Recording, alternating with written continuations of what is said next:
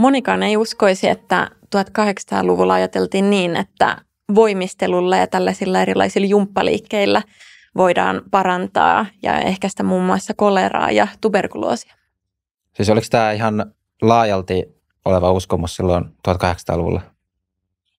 Sanoisin ehkä, että ei sillä tavalla, niin kuin, tämä menee ehkä sellaisen kategoriaan, että ei ole mikään sellainen, että kaikki uskoi tähän, mutta tämä on tällainen yksi, puhutaan lääketieteellisestä voimistelusta, mikä oli yksi haara erilaisella tämmöisellä voimistelulle. Ja tämä lääketieteellinen voimistelu, sen taustalla oli itse asiassa ruotsalainen henkilö Perling, joka hänen ajatukset oli sillä tavalla sen verran laajalla menneitä, että niitä luettiin ympäri Eurooppaa, esimerkiksi Saksassa, ja ne rantautui myös Englantiin asti, mitä mä oon tutkinut. Ja Englannissa sitten tällainen itse asiassa Unkarista maahanmuuttajana Englantiin saapunut lääkäri Mattias Ruut, niin hän ajatteli, että nämä Perlingin ajatukset, että nämä onkin tosi hienoja ja nyt koko liikuntakasvatus pitäisi luoda niin kuin tämän Perlingin oppien mukaan ja sen pohjalle. Ja yksi tämä haara tavallaan tässä voimistelussa oli tällainen lääketieteellinen voimistelu, milloin ajateltiin, se perusajatus oli se, että on liike, jolla saadaan tietty vaikutus kehoon.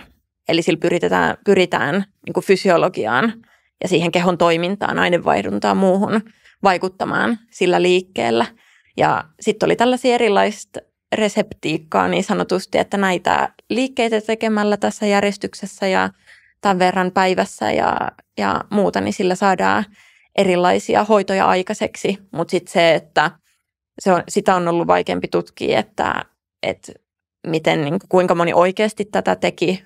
Mutta näitä oppaita löytyy paljon, missä hän kertoo tästä lääketieteellisestä voimistelusta ja muun muassa tuberkuloosia ja koleraa ja vaikka ripulia tai vatsavaivoja, luulosairauksia, erilaisia kehon, puhuttiin tällaisista niin kuin curvatures of the spine, eli erilaisia tällaisia niin sanottuja epämuodostumia esimerkiksi sen ajan termeillä, mitä ajateltiin, että kun kehon tuli olla semmoinen harmoninen ja tasapainoinen kokonaisuus, niin näin lääketieteellisellä voimistelulla pystyttiin niin kuin edistämään ihmisten terveyttä.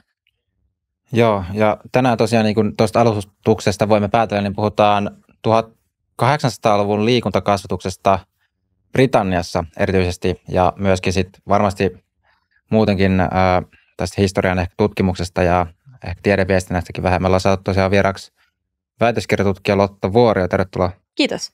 Joo, mä haluan jatkaa ihan suoraan tuosta, että tuli siis heti mieleen semmoinen mielenkiintoinen ajatus, että kun kuvailit, että mitä noita uskomuksia oli tosiaan silloin, niin tuo on niin kuin mielenkiintoista tietysti sitä ajatella, että koska se mitä sitten taas nykyään tieteellinen konsensus sanoo tai näin, niin mehän pidetään sitä tietenkin nyt totena. Ja varmasti 1800-luvulla myöskin se aikalaiskonsensus ja aikalaistieto, sitä tietenkin varmaan pidettiin, että se on nyt se tosiasia, mutta sitten se on mielenkiintoista miettiä, että mikä kaikki nykyisessä tiedossa sitten on semmoista, mitä myöhemmin ehkä katsotaan ja kuvaillaan vähän tällainen ehkä hymy suun pielessäkin, että olipas vähän hassua, että silloin uskottiin tämän tyyppisen. Miten, jos menisi tuonne 1800-lukuun, niin miten, ja toi ehkä tieteellistyminen, niin eikö se ollut myös tämmöistä aikaa, milloin asiat alkoi tietysti mennä tieteellistymään? Kyllä, että siellähän, tämä on tämmöinen perinteinen historian tutkijan vastaus, että monien ilmiöiden juuret on pitkällä ja 1800-luvunkin taustalta löytyy muun muassa valistus, ylipäätään 1600-luvun empirismi, tällainen empiirisen ajattelun syntyminen, eli se, että se tieto rakentuu kokeilujen ja sellaisen niin kuin ihan käytännön tutkimuksen pohjalle, että mitataan asioita ja tehdään siitä johtopäätelmiä. Että ne alkaa niin kuin sieltä parisadan vuoden takaa, mutta sitten 1800-luvulla niin kuin voi katsoa, että tietyllä tavalla se niin kuin kiihtyy entisestään ja silloin niin kuin tyypillisesti vuosisadalla ja sellainen tietty niin kuin mekanistinen ajattelu tavallaan erityisesti tämän niin kuin ihmiskehoa kohtaan. Ja tosiaan niin kuin, esimerkiksi niin kuin tässä lääketieteellisessä voimistelussa jotenkin semmoinen tosi niin kuin tavallaan mun mielestä aika looginenkin ajattelu, että jos sä teet niin kuin liikettä X ja siinä liikutetaan tiettyä lihasta, niin ajatellaan, että no se saa sen vastaavan vaikutuksen siihen lihakseen tai sen niin kuin siihen kehon osaan. Että esimerkiksi jos oli vaikka näitä vatsavaivoja, niin liikkeenä saattoi olla vaikka niin kuin vatsan taputtelu tai sen hierominen tai muuta. Eli tämä lääketieteellinen voimistelu liittyy tavallaan myös esimerkiksi tämmöinen, mitä me nykyisin sanottaisiin taas vaikka fysioterapiaksi tai hieronnaksi tai tällaisiksi asioiksi. Että sinänsä vaikka ne niin kuin siinä muodossa meille nykyään tuntuu vähän nimenomaan just semmoiselta hassulta tai jopa pikkusen niin kuin naivilta, niin se ei kyllä sitä siinä ajassa ollut. Ja sitten kun siihen aiheeseen tutustuu, niin kyllä se huomaa, että se on niin kuin heille, se pohjautuu heidän ajan niin kuin käytäntöihin ja tutkimuksiin ja on sillä tavalla tutkittua tietoa heille.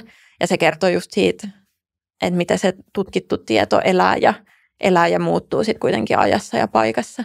Siitä se kertoo. Sano, mikä mulla tulee tuosta siis mieleen, niin se on siksi, että se liittyy just tämmöiseen, jos miettii vaikka taloustiedettä, niin siis tämmöinen tehokkuusajattelu, että just aletaan mittaamaan, että miten asioita voidaan tehdä tehokkaammin ja tämmöinen hyödyllisyys, eri toimintojen niin kuin hyödyn mittaaminen ja sitten tämmöiseen yhdistettynä tämmöinen edistysusko, että voimme kehittyä ja niin kuin näin, niin sanoisi siksi, että toi sitten taas ihmisen kehoon liittyvä sanasto ja tulkinta myös siinä ajassa, niin tuliko sinne myös siis tämän tyyppistä ajattelua, että miten ihmisen keho voi toimia ikään kuin työkaluna kohti jotain parempaa?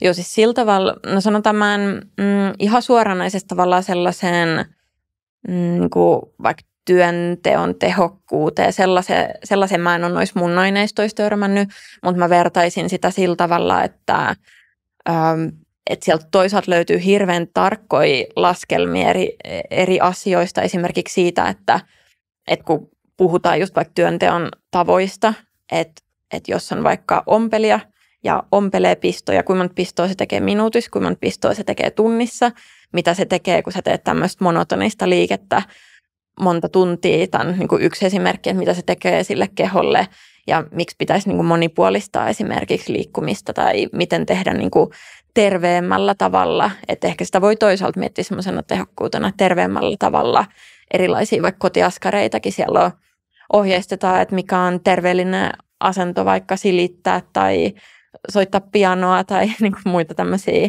hyvin arkisia asioita, mihin pyritään löytää sellainen terveellisempi kehon kannalta, niin kuin optimaalisempi lähtökohta. Mutta se tehokkuus ehkä näkyy niin kuin sellaisena yhteiskunnallisessa laajuudessa siinä, että siellä on paljon huolta siitä, että loppuu hyväkuntoiset sotilaat kesken Britannialta.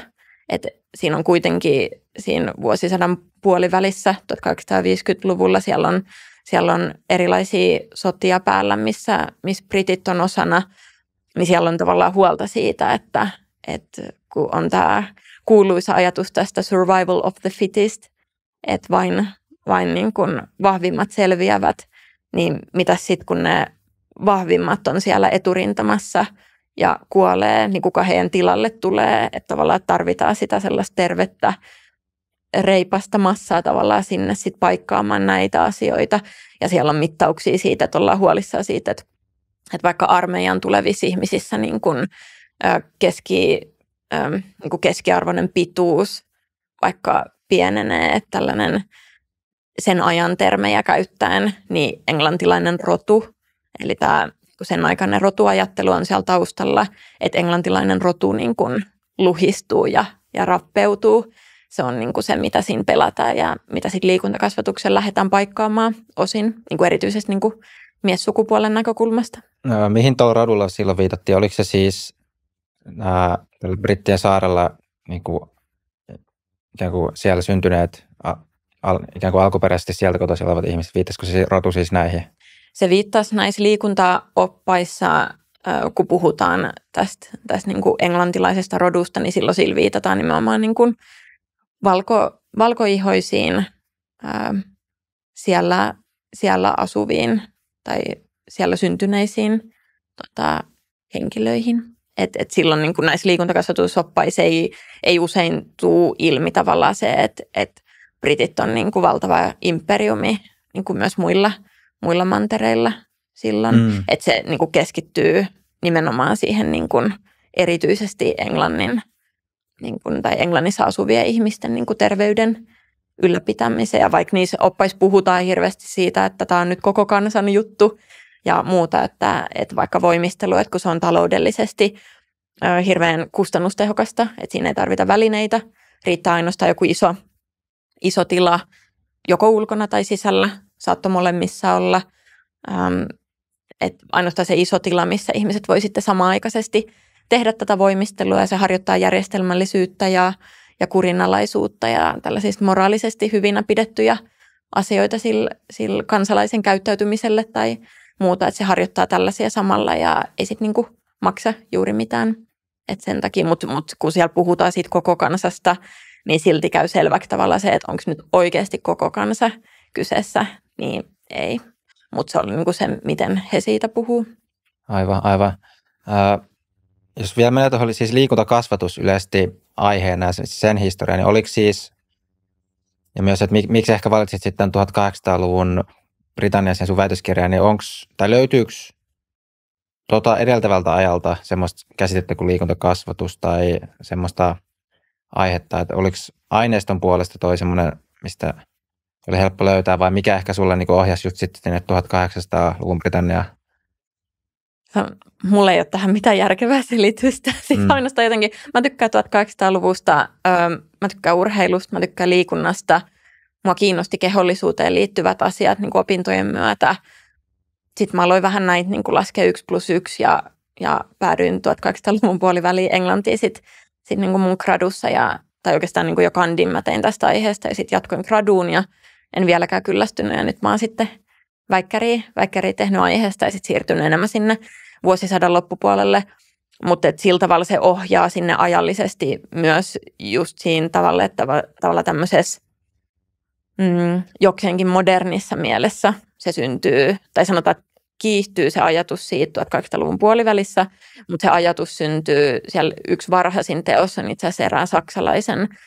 Se taitaa olla jopa, olisiko se ihan 1700-luvun viimeisinä vuosina julkaistu, että se on tavallaan tällainen, jos nyt voi puhua yleiseurooppalaisesta ilmiöstä se liikuntakasvatus, että siihen on erilaisia koulukuntia ja tyylejä, millä sitä lähdettiin toteuttaa, mutta sen vuosisadan ilmiö, mutta kuitenkin niin, että terveydestä ja liikunnasta ja muusta on oltu kuitenkin, niin kuin, jos nyt sanoo, että monta vuosisataa taaksepäin, ellei jopa niin kuin kautta aikojen siis kiinnostuneita, jos menee ihan aina sinne antiikkiin asti, niin kyllä sielläkin paljon löytyy ja tosi paljon myös niin päin, että tavallaan siellä antiikin ajasta inspiroidutaan tavallaan sitten näihin uudempiin aikoihin tullessa, että siellä on sellaista niin kuin, interkulttuurista niin kuin vuorovaikutusta ja sellaista tiedon välitystä, mutta niin kuin tällaisenaan tavallaan vähänkään tämmöisenä modernina ilmiönä voidaan puhua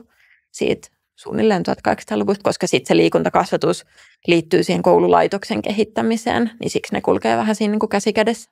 Joo, koska mikä mulle siis maallikkona tulee mieleen, niin on semmoinen ajatus, että tuskin ehkä tämmöisessä maatalousyhteiskunnassa tai silloin, kun ihmiset suurin osa asuu maaseuduilla, niin voi tietenkin korjata, jos mä oon ihan niin kuin hakoteilla, mutta tuskin ehkä samassa merkityksessä jostain liikuntakasvatuksessa puhuttiin tämmöisten ihmisten kohdalla, jossa se liikunta ehkä oli vaan niin arkinen osa sitä työtä ja sitä päivittäistä elämistä. Että liittyykö se, siis liikunnan tavallaan, mä ehkä yritän hakea tällä, että milloin liikunnasta tuli joku semmoinen erillinen asia sitten ihan normaalista elämisestä. Liittyykö se just tähän teollistumisen aikaan?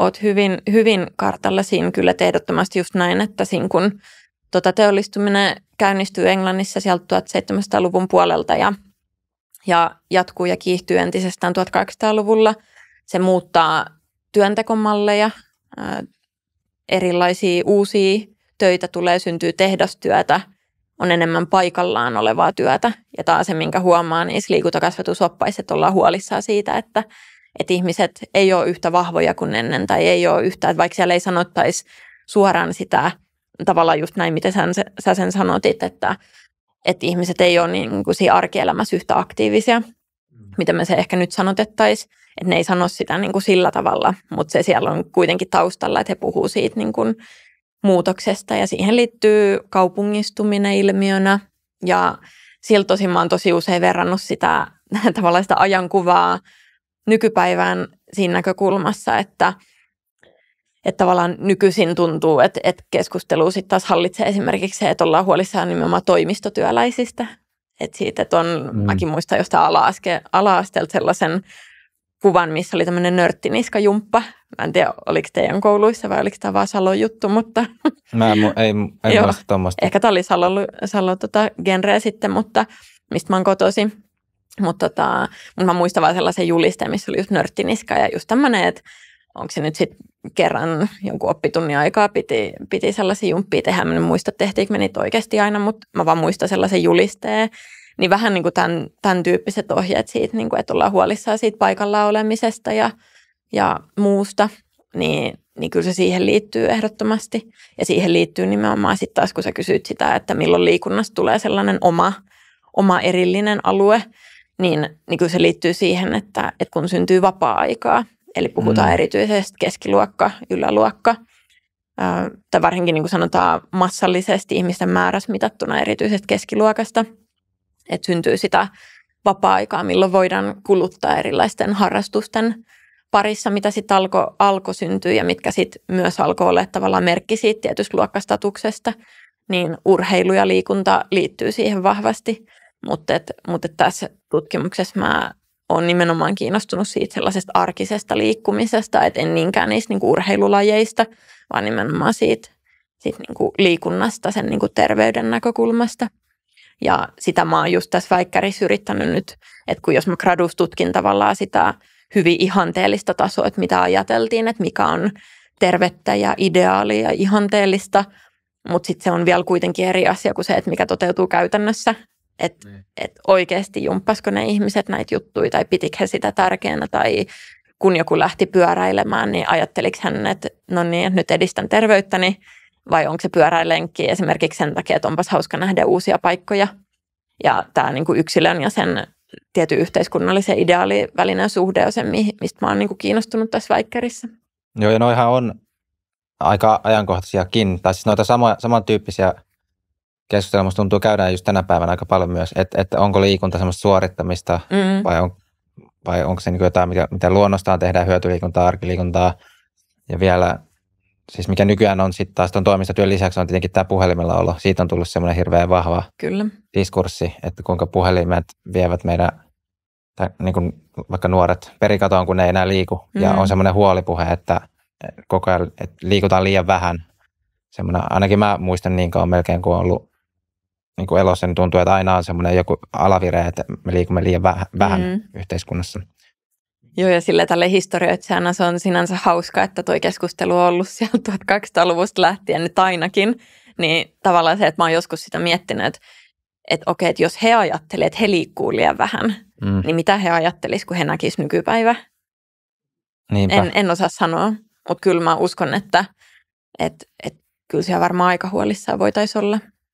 Ja siis vielä tuli tuosta mieleen, että siis vaikka et ollut nyt tähän tuolla kilpaurheilupuoleen perehtynyt, mutta siis, että jos nyt miettii vaikka siis jotkut modernit olympialaiset, niin nehän, eikö se ole just 1800-1900-luvun vaihe, jolloin esimerkiksi tuli taas, tai alkoivat. Ja sitten monet urheilusarjat perinteiset, nehän on perustettu silloin just tänä aikana. Eli varmaan voi ajatella, että sitten ne on semmoista tuon kehityksen, mihin kohta mennään vielä tarkemmin, niin sitten jotain jatkumoa. Että sitten on myös tullut se kilpaurheilupuoli sitten sen päälle. Joo, ehdottomasti. Sitten siihen liittyy katsojakulttuuri. Että siitä tulee sellainen, että vaikka ei itse urheilisi, mutta sitä mennään katsomaan. Siitä voidaan lyödä vetoa. Että siihen liittyy erilaiset sellaiset aktiviteetit, mitkä on meillä ihan nykypäivässäkin tuttuja.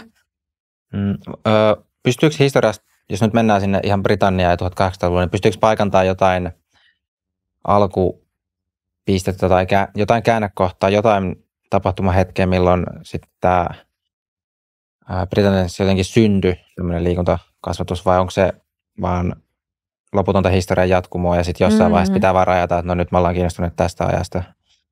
Hyvä kysymys. Mulla sitä on rajannut No ehkä tähän mä sanon disclaimeriksi sen, että mä itse lähestyn siis aiheet kulttuurihistorian näkökulmasta erityisesti, jolloin tavallaan tällaiset tarkat vuosiluvut on niin kuin, avoin heti nostaa käden ylös, että tämä ei ole, niin kuin, ei ole mun vahvuut, mutta myöskään, koska tavallaan kulttuurihistoriassa tutkitaan usein sellaisia laajoja ilmiöitä, mille on oikeasti tosi vaikea sanoa, että mistä se niin kuin tarkalleen alkaa, että tänä päivänä tämä tapahtuu, koska sitten siellä on niin valtavia muutoksia tavallaan taustalla, sitten jossain kohtaa, ehkä se menee just niin, että sitten jossain kohtaa vaan niin kuin huomataan, että no, että nyt meillä on tämä aihe käsillä. Ja yksi varhaisin teos, mitä mä oon hyödyntänyt, on 1839 muistaakseni, katsotaan mä muistin, niin vai 37, niin semmoisen Andrew Gombe-nimisen fysiologin, tämmöinen fysiologia-opas, missä hän kertoo tätä periaatteita, että miten ihmiskeho toimii. Ja tämä opas on yksi sellainen, mikä huomaa, että ihan koko 1800-luvun mittaa siihen teokseen viitataan. Että siinä ei puhuta niinkään siitä liikuntakasvatuksesta, mutta siitä puhutaan tavallaan sen ihmiskehon toiminnasta ja miten niin kuin ihmiskeho käyttää energiaa ja tällaista elinvoimaa, miten hän sen määritteli. Puhuttiin tällaisesta, no se oli joko energy tai animal energy englanniksi, että tämä elinvoima on mun oma suomennokseni sille, mutta se perusperiaate on tavallaan se, että ihmisellä, hän taisi sanoa, se oli joko hän tai sitten tällainen Herbert Spencer, ketä mä oon myös tutkinut. Yleensä nämä tämmöiset evoluutioasiat niputetaan Darwinille, mutta sieltä unohdetaan usein, että Herbert Spencer oli niin kuin hänen sellainen aisapari näissä. Ja tämä Spencer oli kiinnostunut liikuntakasvatuksesta. Ja mun muistaakseni se oli jompikumpi näistä, kun kirjoitti, että luonto on tarkka kirjanpitäjä. Että se tavallaan pitää huolen siitä, että kun on tämmöinen X määrä sitä elinvoimaa ja sitä kuluu tiettyihin asioihin, niin ihminen ei voi niin kuin määräänsä enempää sitä elinvoimaa käyttää erilaisiin asioihin. Ja sen perusteella just mietittiin, että okei, no mihin sitä elinvoimaa käytetään, että käytetäänkö sitä opiskeluun, käytetäänkö sitä liikkumiseen, molempiin näistä missä mittasuhteissa. Ja sitten taas, kun otetaan sukupuoli huomioon, niin naisilla oli tällainen krooninen sairaus kuin kuukautiset menstruaatio, mikä vie sitten aina sen X määräistä energiaa kuukaudessa, jolloin tavallaan naisilla oli pienempi määrä sit muihin asioihin käytettävissä tätä energiaa. Ja tämä on niinku se pohja, millä keskustellaan ylipäätään siitä, että no mihin niinku tätä energiaa pitäisi käyttää. Et mun mielestä oli Spencer, ketä totesi, että niinku naisten osalta, että kun naisilla kuitenkin oli siihen aikaan tärkeämpää se, että pääsee avioliittoon, saa lapsia, koska kansakunta hyötyy siitä, että tulee enemmän populaa ja saadaan sitä väkeä vaikkapa sinne armeijaan sitä kautta, että se naiskeho toimi tällaisena niin kuin pienenä tehtaana niin kuin Englannille,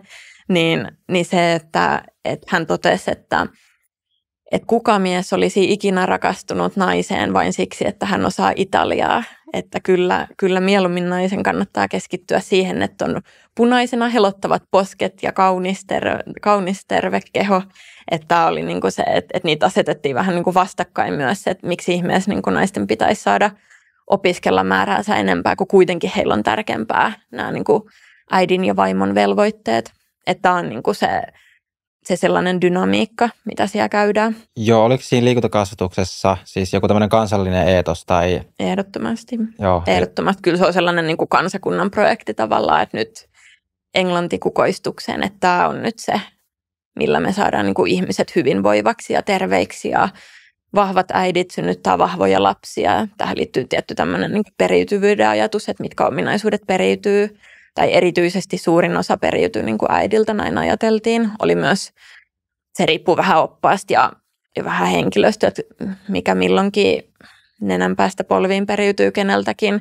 Mutta se pääajatus on ainakin se, että äidiltä niin kuin vahvasti periytyy moni asia. Ja myös se, että äidin terveys on siinkin näkökulmasta tärkeä, että koska äiti toimii tavallaan sen, että kun perhe on niin kuin yhteiskunta pienoiskoossa, niin se äiti toimii sen pienen yhteiskunnallisen perheen niin kuin kasvattajana.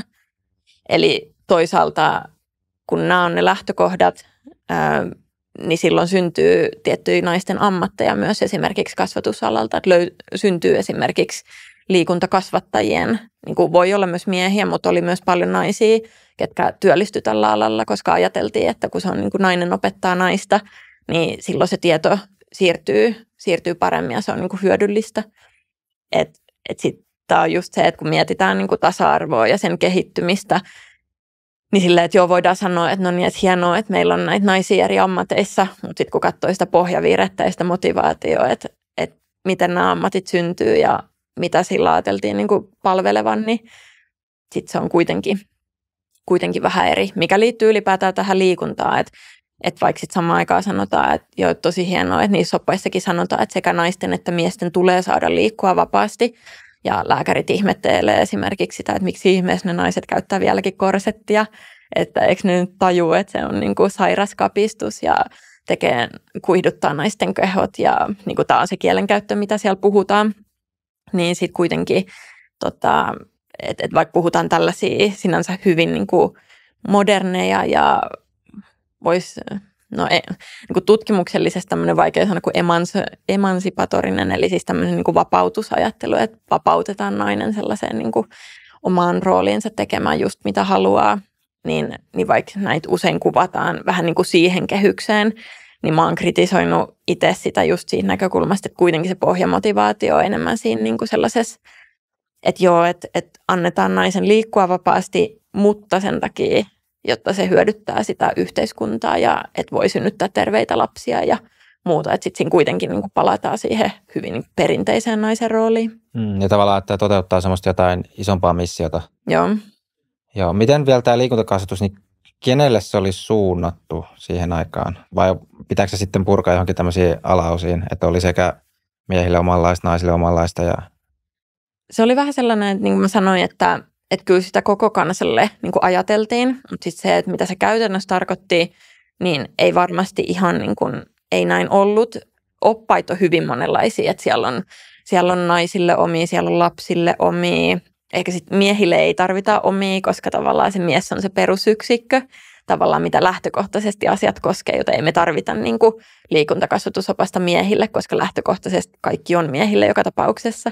Että se on ne naiset ja muut vähemmistöt lainausmerkeissä, mitkä niin kuin tarvii näitä erikseen niin kuin kerrottuja ohjeita. Tai siellä oli esimerkiksi myös tällainen, kun ei ole niin kuin missään nimessä nykykielen käytössä korrekti ilmaisu, mutta silloin puhuttiin tällaisista kuin, deaf and dumb, millä viitataan sitten taas jollain tavalla niin kuin toimintakyvyltä niin kuin rajoittuneisiin ihmisiin. Niin esimerkiksi heillekin mahdollisesti sit erilaista. Ja mä oon nähnyt sellaisen kuvankin, missä kuvituskuvan, en ole nähnyt opasta, mutta tämmöisiä niin kuin pieniä johtolankoja, mitä historiat sieltä aina kerää, niin tämmöisen kuvituskuvan, missä oli niin kuin liikuntakasvatusta niin kuin vankilassa vangeille. Että se nähtiin niin kuin sen verran tärkeäksi, että jopa vankiloissa halutaan, niin kuin, että vangit pysyy niin kuin jokseenkin terveenä. Että sillä tavalla on eri muotoja eri ihmisille. Mitkä oli sitten niitä kanavia, missä tätä levitettiin? Eli mitä kautta nämä ihmiset altistuivat tälle kasvatukselle? Varmaan sitä ajateltiin niin, että no, tavallaan mitä me nykyäänkin ajatellaan, että koulun kautta se tieto valuu niin kuin ihmisille ja vanhemmat opettaa lapsiaan ja sinänsä tämmöiset hyvin niin kuin perinteiset reitit, mutta sitten oli näitä just erilaisia kasvatusoppaita, mitä oli niin kuin paljon hyvin erilaisia, että missä muodossa sitä liikuntakasvatusta saattoi olla, että se voimistelu oli varmaan se suosituin ehdottomasti, mutta oli siellä sitten erilaisia, niin kuin vaikka, että miten tanssia voidaan hyödyntää niin kuin liikuntakasvatuksessa esimerkiksi tai muita tällaisia, mitä siellä myös oli, mutta kyllä se niin kuin sellaista tietynlaista voimistelua ja sen niin kuin puhuttiin tämmöisistä drills. Mä en oikein löytänyt sillä, niin kuin, tai yrittänyt miettiä, että mikä se suomeksi on, mutta sillä viitataan siis tavallaan tämmöisiä vähän niin kuin armeijasulkeisia, sellaisia, niin kuin, että kävellään pihalla tietyssä järjestyksessä ja tehdään tiettyjä liikkeitä tietyssä järjestyksessä. Niin sitten taas se oli ehkä semmoista enemmän niin kuin miehille suunnattua tällaiset niin kuin, drillsit, mitä siellä sitten oli. Et sitä kautta mä uskoisin, että se tieto sieltä on sitten lähtenyt valuu, mutta sitten tosiaan se, että Et sitten on tietty, siihen aikaan myös alkaa erilaiset tämmöiset yhdistöt ja järjestötoiminnat, että niitä kautta myös erilaiset, niin kuin siellä on taustalla just tätä valistusajattelua, niin erilaiset tämmöiset yhdistykset ja yhteisöt, mitkä sitten lähtee myös sitä tietoa levittämään. Tuossa voi ajatella, että aikalaisilla silloin niin päättäjillä ja ketkä on näitä ollut kehittämässä, niin kyllä siinä on joku totuuden siemen ollut ja joku ihan hyvä oivallus taustalla siis, että jos miettii, että olisi semmoista hypoteettista skenaarioa, että olisi jäänyt kehittymättä kokonaan niin tämmöinen liikuntakasvatuksellinen ala ja traditio, niin mitä se olisi tehnyt vaikka ihmisten terveydelle. Vaikka nyt tietenkin siellä varmasti on niitä huonoja toimintamalleja paljon ja haitallisiakin joitain sitten tullut sen mukana, mutta tavallaan se yleisajatus siitä, että kun nyt tuli tämä teollistuminen, tuli tämä vapaa-aika, työasennot, kaikki voi olla monotonisia ja kuormittaa ihmistä semmoisella tavalla, mihin periaatteessa niin kuin luonnollisessa ympäristössä evolutiivisesti ei ole tottunut tai ihmiskroppaa ei ole tarkoitettu, niin silloin sitten taas vastapainoksi tämmöistä liikuntaa. Niin, vaan miten sanoisit, että kyllä se, varmaan se voi ajatella, että se perusajatus on kuitenkin ollut ihan niin kuin oivallinen siinä, että lähdetään tämmöistä jotain tuomaan tämmöiseen länsimaiseen yhteiskuntaan. Joo, kyllä se on musta hirveän looginen. Että kun sielläkin kuitenkin se perusajatus, mitä sielläkin toistetaan, on se, että ihminen on luotu liikkumaan, ei olemaan paikallaan. Niin kyllä se siitä niin kuin lähtee liikkeelle se ajattelu ja just siellä niin kuin, että ehkä siltä tavalla, jos sä kysyt vielä sitä, että kenelle noin kohdistettu, niin kyllä se kuitenkin tietyistä asioista huomaa, että kyllä se erityisesti ne oppaat ainakin niin kuin kuitenkin puhuttelee enemmän keskiluokkaa ja yläluokkaa ihan vaan senkin takia, että kenellä on varaa ostaa kirjoja, kenellä on lukutaitoa lukea kirjoja, mutta myös, että siellä on tällaisia huomioita vaikka, että kun lapset käy koulussa. Minusta oli sen Spencerin kirjasta, kun hän kuvaili, että hän vaimonsa kanssa ihmetteli yksi päivä, kun he kävelee tiettyä samaa reittiä, vai oliko se, että yli kotoota huomaa, että ei ole niin kuin pitkä matka siitä, kun heillä on niin kuin poikien koulu, ja sieltä kuuluu aina kauhea melske ja naururemakka, ja lapsilla hauskaa, kun ne riehuu ja juoksee siellä ulkona, mutta sitten he ei ollut huomannut, että ihan saman matkan päässä on myös tyttöjen koulu, mutta he ei ollut tiennyt siitä, koska siellä on kaikki ihan hipihiljaa ja vaan kävelee käsikynkäs ja lukee kirjoja, että tavallaan, että he puuttuu siihen niin kuin sukupuolen näkökulmasta, että se liikunnan tulee olla jotain sellaista, mikä saa aikaan ilon riamahduksia tai muuta, mitä he siellä kuvailee, että se ilo ja nauru on niin kuin yksi niin kuin hyvä merkki sille, että se on niin kuin tervettä toimintaa. Ja siihen liittyy myös hyvin moderni ajatus siitä tästä niin kuin kehon ja mielen yhteydestä, että ei ole olemassa niin kuin terveyttä niin, että sä olisit vain fyysisesti terve tai vain henkisesti terve, vaan että se terveys toteutuu silloin, kun nämä paiskaa kättä yhteen, että on niin kuin sekä kehossa että mielessä hyvä olla. Niin silloin puhutaan niin kuin terveestä ihmisestä ja sen takia suositeltiin, että se liikunnan tulee olla sellaista, mikä tuottaa iloa. Ja musta se on hirveän moderni ja tosi niin kuin kannustava ajatus tässäkin päivässä, että kun tuntuu, että joskus ajatellaan just, että sitä liikuntaa nimenomaan pitää lähteä harrastamaan ja se on semmoista suorituskeskeistä, kun se liikunta voi olla just se niin kuin kävelylenki jonkunkaan tai joku tykkää hoitaa puutarhaa, siellä kuokkii multaa ja istuttaa kasveja, menee kyykkyyn, puuhaa sitä tätä, niin se on liikuntaa ja liikettä.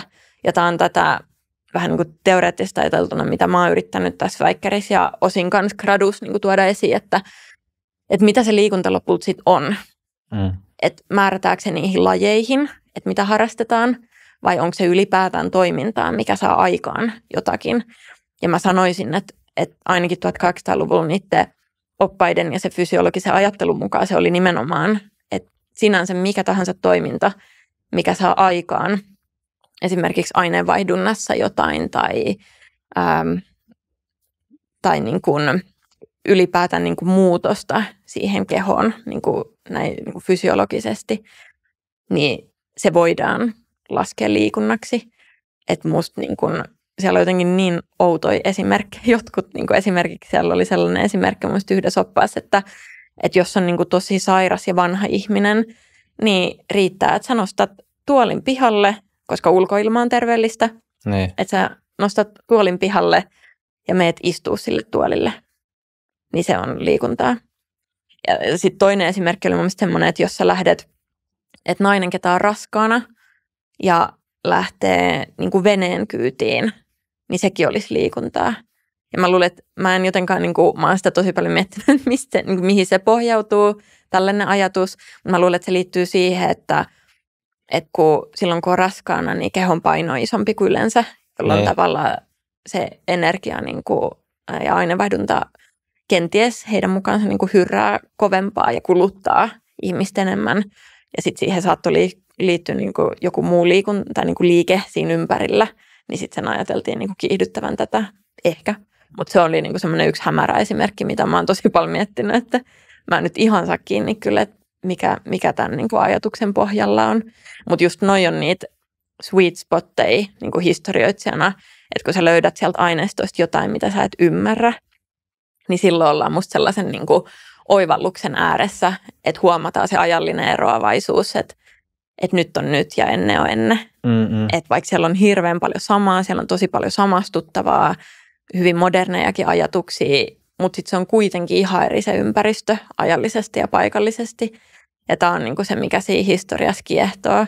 Mä annan yhden toisen esimerkin, mikä oli niinku luokkaa nämä oudot kommellukset yhdestä liikuntakasvatusoppaasta, kun mä luin näitä, että mitä eri sairauksia on voitu parantaa tällä lääketieteellisellä voimistelulla ja muuta. Ja sitten siellä oli semmoinen luku, missä käytiin läpi vähän niin kuin referenssejä muualta maailmasta tyyppisesti, että mitä eri keissejä on niin kuin taustalla, minkä vuoksi niin kuin tämän liikunnan ja liikkeen ajateltiin niin kuin sopivan niin kuin, tai niin kuin vahvistavan sitä argumenttia, mikä sillä kirjoittajalla on ylipäätään sille oppaalle. Ja sitten siinä oli kohta, että rintasyöpä.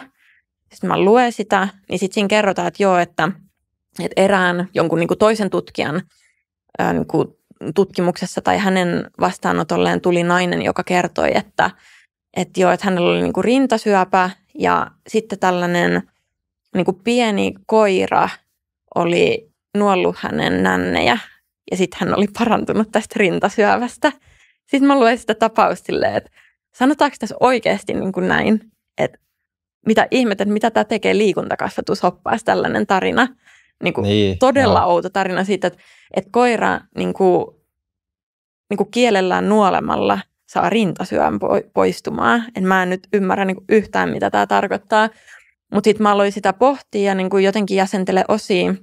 Niin tosi monissa niissä liikuntakasvatuksen tai voimisteluliikkeissä on läsnä kosketus, just mikä liittyy tähän fysioterapiaan tai hierontaan, että on erilaista jotain chopping ja niin kuin taputtelua ja silittelyä ja tai niin kuin sellaista tavalla kosketusta siihen kehoon.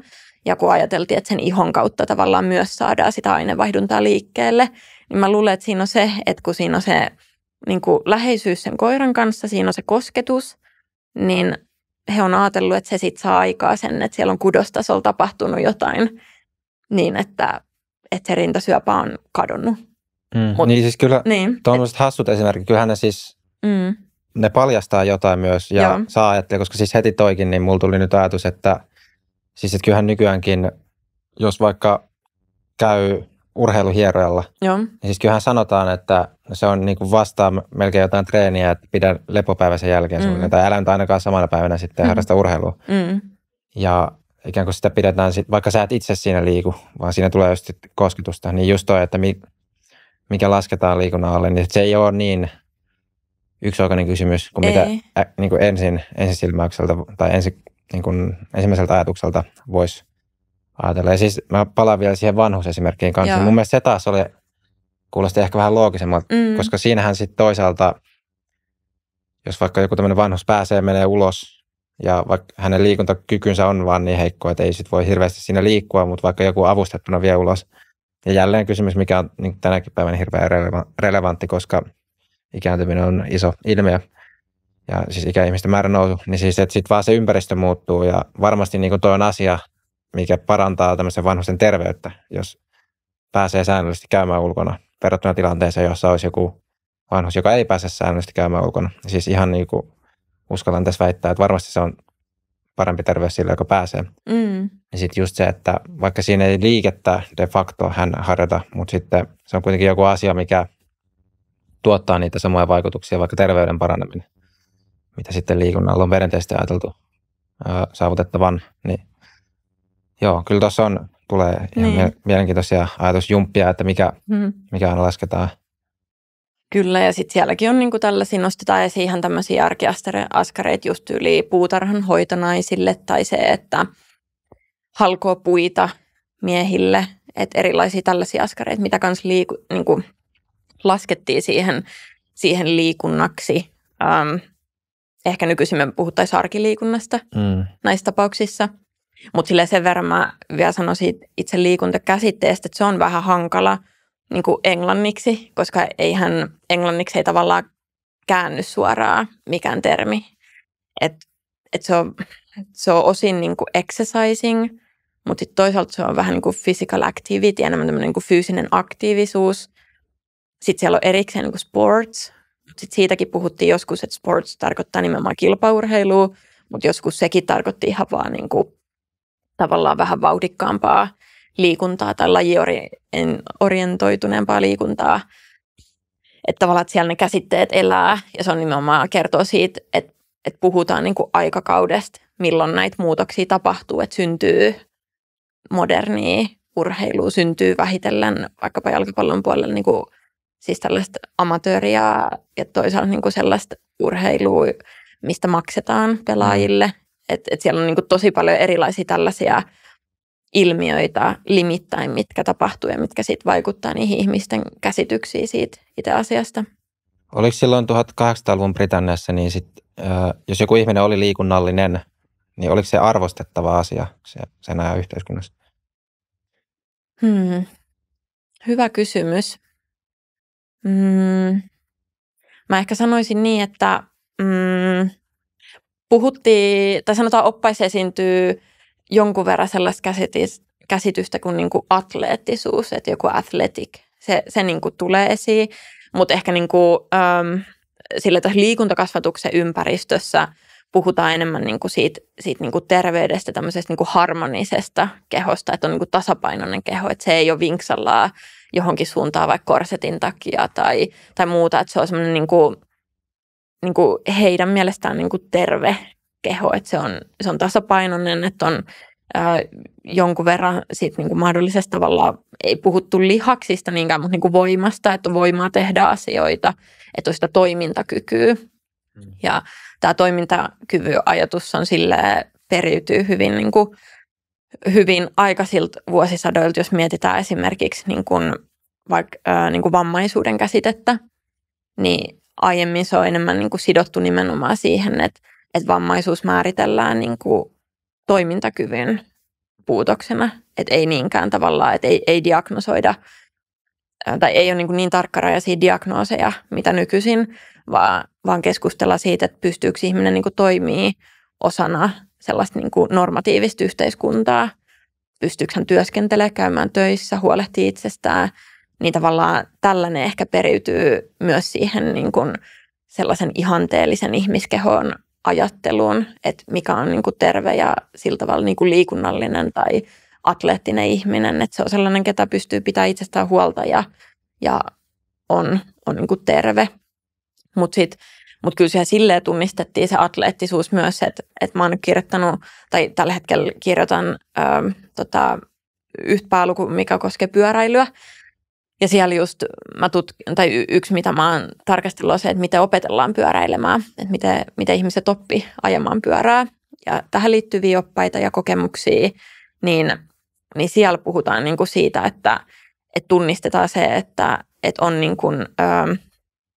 että ihmiset oppii eri tahtia pyöräilemään, että ne, ketkä on atleettisia, ja silloin käytettiin tätä sanaa, että ne, ketkä on atleettisia, niin oppii sitä taidon nopeammin, kuin sit, jos on more clumsy, että on kömpelömpi ihminen, niin silloin se taidon-opettelu ei ole ehkä ihan niin helppoa, että ne, ketkä ovat jo tottuneet liikkumaan ja ovat liikunnallisia luonnostaan, atleettisia, niin heille myös tämän taidon-opettelu on helpompaa kuin ne, ketkä ei ole tottuneet esimerkiksi siihen, että lihakset tekee töitä tai tuntee väsymystä kehossa niin kuin sen fyysisen toiminnan seurauksina, niin heille se pyöräily ei ole ihan niin helppoa kuin sitten näille, ketkä ovat jo tottuneet näihin niin kuin liikunnallisiin elämäntapoihin. Mikä tietysti tavallaan on totta varmasti. Niin, kyllä. Mutta ihan loogista. Just, että mitä tuommoiset ajatusmallit niin saa aikaan, että onko ne siltikään hyödyllisiä ajatusmalleja, sit, koska varmasti olisi myös hyödyllistä, että ne ihmiset, jotka eivät ole liikunnallisia, niin innostuisi pyöräilystä. Tai ainakaan, että sille ei olisi mitään niin tuommoista yhteiskunnan asettamaa rajoitetta. Niin, mutta sitten siellä kannustetaan just, että siellä kannustetaan, että no ei se haittaa, vaikka et sä ihan heti oppiset. Sitten vaan että kyllä ne muutkin on oppinut sen taidon ja se, että sitten se vaan vaatii niinku kärsivällisyyttä ja siellä niinku painotetaan, että ei anneta niinku aloittelijan pettyä tai jotenkin niinku harmistua siitä, jos ei tämä niinku heti onnistu, että sitten vaan jatketaan niinku kannustamista, että kyllä se sen oppii jossain kohtaa. Että sillä tavalla niinku voidaan nähdä ehkä myös osin siihen liikuntakulttuuriin niinku kannustavana toteamuksena nyt tässä niinku pyöräilyosalta. Joo, ja yksi mikä tuli mieleen, että onko siinä tullut sitten jotain muutosta historian saatossa, että miten on arvostettu jotain vaikka liikunnallista kroppaa, koska siis tulee mieleen, että eikö sitten taas sääty-yhteiskunnassa ollut niin, että se oli, että jos sulla oli vaikka niinku ruskettunut iho, niin sitten se tulkittiin, että sä joudut niinku tekemään ulkona töitä. Ja sitten taas, että jollain aatelisilla haluttiin, että on niinku mahdollisimman valkoinen iho tyyliin. Että sitten se on niinku merkki siitä, että ei tarvitse olla tekemässä raskaita töitä tai vaikka kädet, että onko ne niinku likaset. Niin se on, niinku, kertoo, että sulla on huono status, jos sä oot joutunut rehkimään. Mm-hmm. Niin, mutta tuliko siinä 1800-luvulla jotain niinku muutosta, että tämmöinen, että on, tai näkee vaikka päälle päin, että on fyysisesti aktiivinen, niin sen, niin kuin, että mitä sosiaalista asemaa semmoinen ilmeisesti, niin tuliko siinä jotain muutosta 1800-luvulla? Hirveän hyvä kysymys ja toi on ihan superkiehtova kysymys. Mä oon jonkun verran pohtinut. Mä en osaa ehkä nyt suorilta verrata ehkä niinku aiempiin, mutta se miten se noissa mun aineistoissa näkyy, niin kyllä siellä niin kuin, jotenkin siellä maalataan sellaista, katsotaan, jos mä löydän tuosta sellaisen esimerkkikuvauksen siitä, että siellä niin kuin arvostetaan sitä niin kuin, tai ajatellaan, että ihmiset on jotenkin nyt niin kuin huonovointisia. Ja mä luulen, että sillä just tähdätään sinne niin kuin yläluokka-akselilla tavallaan, että jos he on olleet vaikka toimettomana tai just niin kuin vaikka naiset niin kuin korsetin vangitsemina tai muuta, mitä näitä niin kuin ennakkoluuloja siellä oli, niin kuvataan sellaista jotenkin semmoista vähän niin kuin apokalyptista niin kuin kuvaa siitä, että nyt ollaan jotenkin ihan niin kuin järkyttävän katastrofin partaalla ja nyt tästä täytyy niin kuin löytää parannuskeino siihen, että miten nyt niin kuin saadaan tämä ihminen niin kuin kukoistamaan, katsotaan, on sellainen ihan superhyvä kuvaus, mikä, jos mä tästä nyt jossain kohtaa löydän, missä kuvataan niin kuin sitä ihmiskehoa ja sen niin kuin... Joo, mä voin vaikka sillä välin heittää siis, että jos ajatustilaan jatkaa, että miten sitten on mennyt vaikka 1900-luvulla ja nyt 2000-luvulla tultaisiin, niin kyllähän siis taas nykyään vaikka tämmöisestä atleettisuudesta, niin siitähän on tullut sun, uskallan näin väittää, niin sosiaalista asemaa niin kuin nostava piirre ihan siis ehdottomasti. Että jos vaikka 1900-luvun lopun vaikka jotain merkittävimpiä tämmöisiä elokuvatähtiä, niin vaikka nyt joku Arnold Schwarzenegger, niin siis yksi esimerkki, siis vaikka nykyään seuratuin henkilö taitaa olla Cristiano Ronaldo, niin siis näähän on tämmöisiä, jotka ratsastaa hyvin paljon myös sillä omalla atleettisuudella ja niin kuin myy sitä ja niin kuin se on se niin kuin yksi assetti tavallaan tai yksi asia, mikä niin kuin on niin kuin nostanut heidät ikään kuin koko meidän sosiaalisen hierarkian sinne kärkipäähän, mutta onko siinä tullut tämmöinen pidempi historiallinen muutos sitten, että se on alkanut jossain vaiheessa, koska varmasti sitten taas jos menee sinne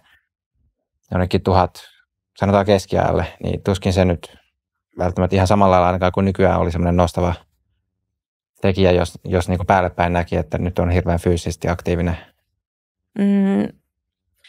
Tuohon mä en osaa ihan täytyy kysyä keskiajan tutkijoilta, mutta se, että ehkä sen verran niin huomaa, että mä muistan yhden semmoisen pilapiirroksen, mikä liittyy pyöräilijöihin. Sen otsikkona oli tämä, ehkä The Punch-lehti on tuttu jokseenkin tämmöinen brittiläinen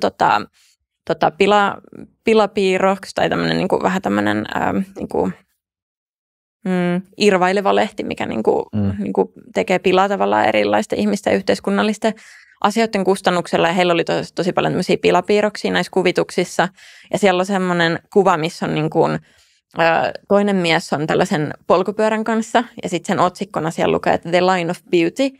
Ja sitten siinä on toisaalta se niin kuin The Line of Beauty, voidaan ajatella, että se on se kaunis pyörä, mikä siinä niin kuin on mukana. Mutta sitten siinä on tämmöinen toinen mies, mikä näyttää vähän tämmöisen niin kuin sofistikoituneemmalta tai tämmöisen niin kuin selkeästi oikein niin kuin yläluokan ihmiseltä, ketä sitten niin kuin kritisoi tätä niin kuin just atleettisempaa pyöräilijää siitä, että kun se mun mielestä vuoropuhelu meni jotenkin niin, että tämä toinen mies on silleen, että no, et miksi et sinä pyöräile?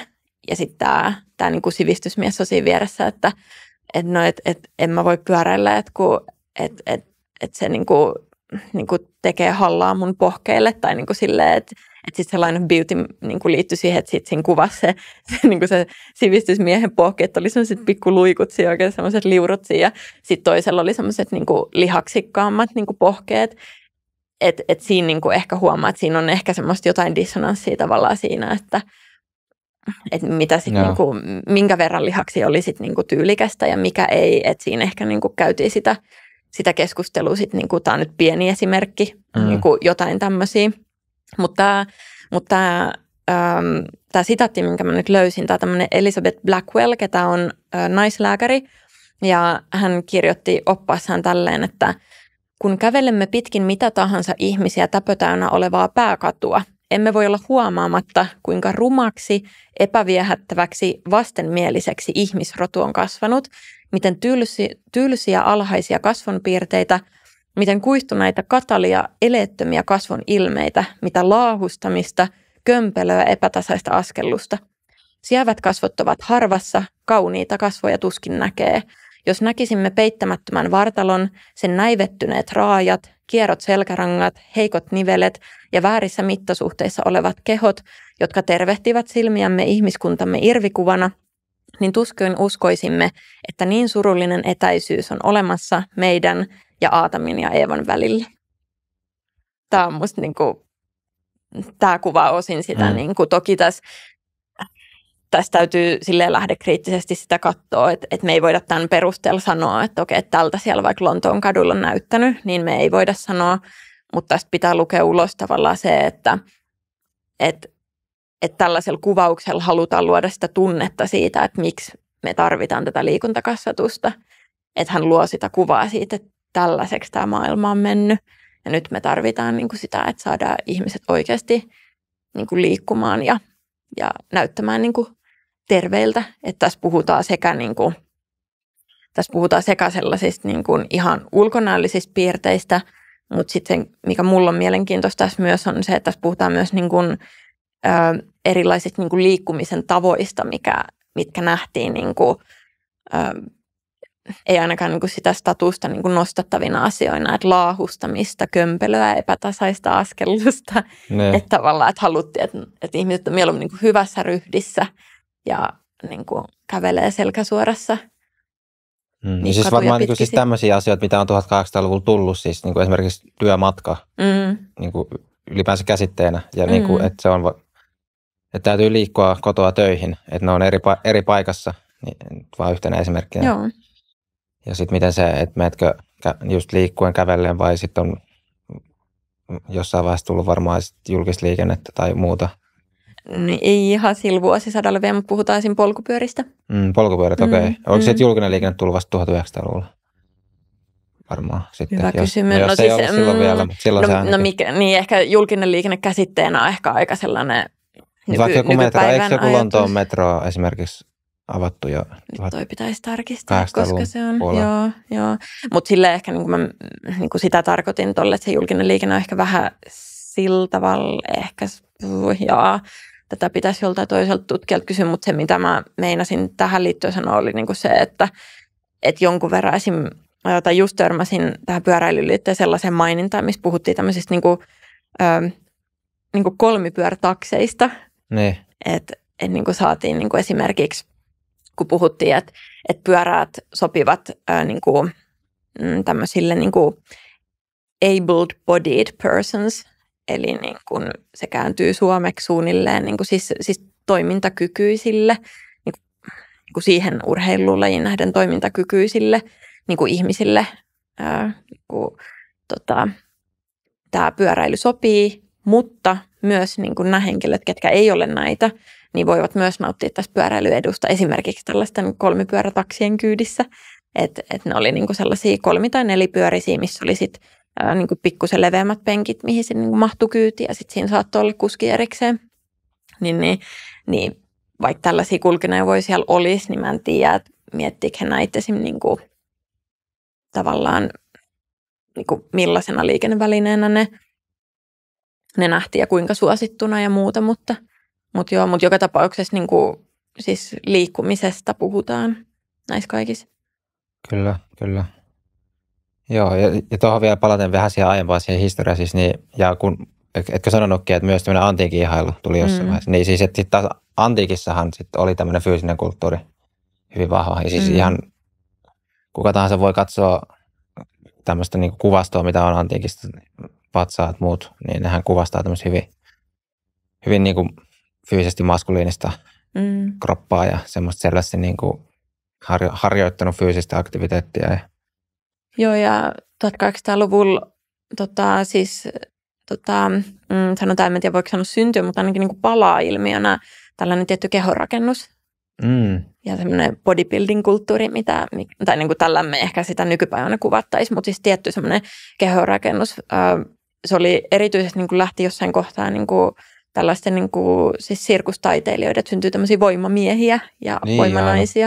Että siihenhän liittyy myös sellainen kehonrakennuksen kulttuuri ja sitten erilaiset siitä kertovat niin kuin julkaisualustat ja muut lehdet siinä niin kuin 1900-luvun taitteessa. Sitten niin kuin kertoo tavallaan toisaalta siitä myös. Että sillä tavalla sellainen niin kuin, vähän sitä ihmisten niin kuin, äärirajoja, mutta vähän sellainen, niin kuin, että kokeillaan, että kuinka pitkälle voidaan mennä ja kuinka paljon jaksaa nostaa ja muuta. Tämän tyyppinen niin kuin syntyy tai niin kuin nousee uudelleen ilmiönä esiin. Alkoiko syntyä sitten jotain tämmöisiä harjoitussala- ja kuntosalin tyyppisiä jotain? Joo. Englannissa ensimmäiset kuntosalit on just siinä niin kuin vuosisadan puolivälissä syntynyt, olisiko Oxfordiin, oli just siinä 1850-60-luvun taitteessa, avattiin yksi kuntosali. Mä oon jonkun verran niitä kanssa tutkinut ja mun piti tutkia niitä enemmän väikkärissä, mutta siitä mun ohjaaja sanoi, että rajaaminen on viisautta, joten mut lähti aika paljon aiheita pois siitä väikkäristä. Toivottavasti mä joskus eihin myöhemmin niitä tutkin vielä lisää, mutta kuntosalit oli yksi niistä. Ja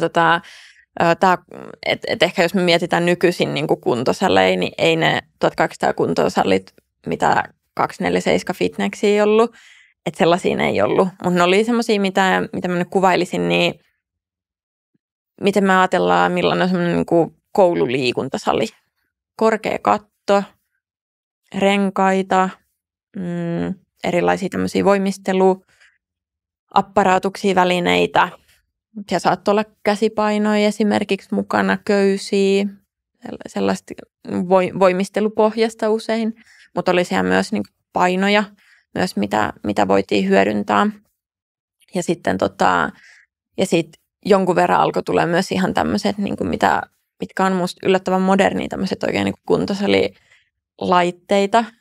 Yksi tällainen, mitä mä oon jonkun verran tutkinut, tämmöinen Polymachinon niminen laite, mitä mainostettiin niin kuin ihmisille kotiin ostettavaksi. Okei, mitä sillä tehtiin? No se oli vähän sellainen, niin kuin, me voitaisiin nyt, kun mentäisiin kuntosalille, niin se muistuttaisi taljaa. Eli siinä oli niin kuin sekä alhaalla kahva, sekä sitten ylhäällä kahva mahdollisesti. Ja sillä voitiin niin kuin tehdä eri suuntia, eri liikkeitä. Että siellä on että se on sellainen, niin kuin sitä kuvailtiin aikalaisille niin, että se on niin kuin kellokaapin tyylinen. Että se on vähän niin kuin seinäkello, tai tämmöinen niin kuin seinäkello, kellokaapi, niin kuin mikä se sana on suomeksi, mutta siis sen tyyppinen niin kuin, korkea laite.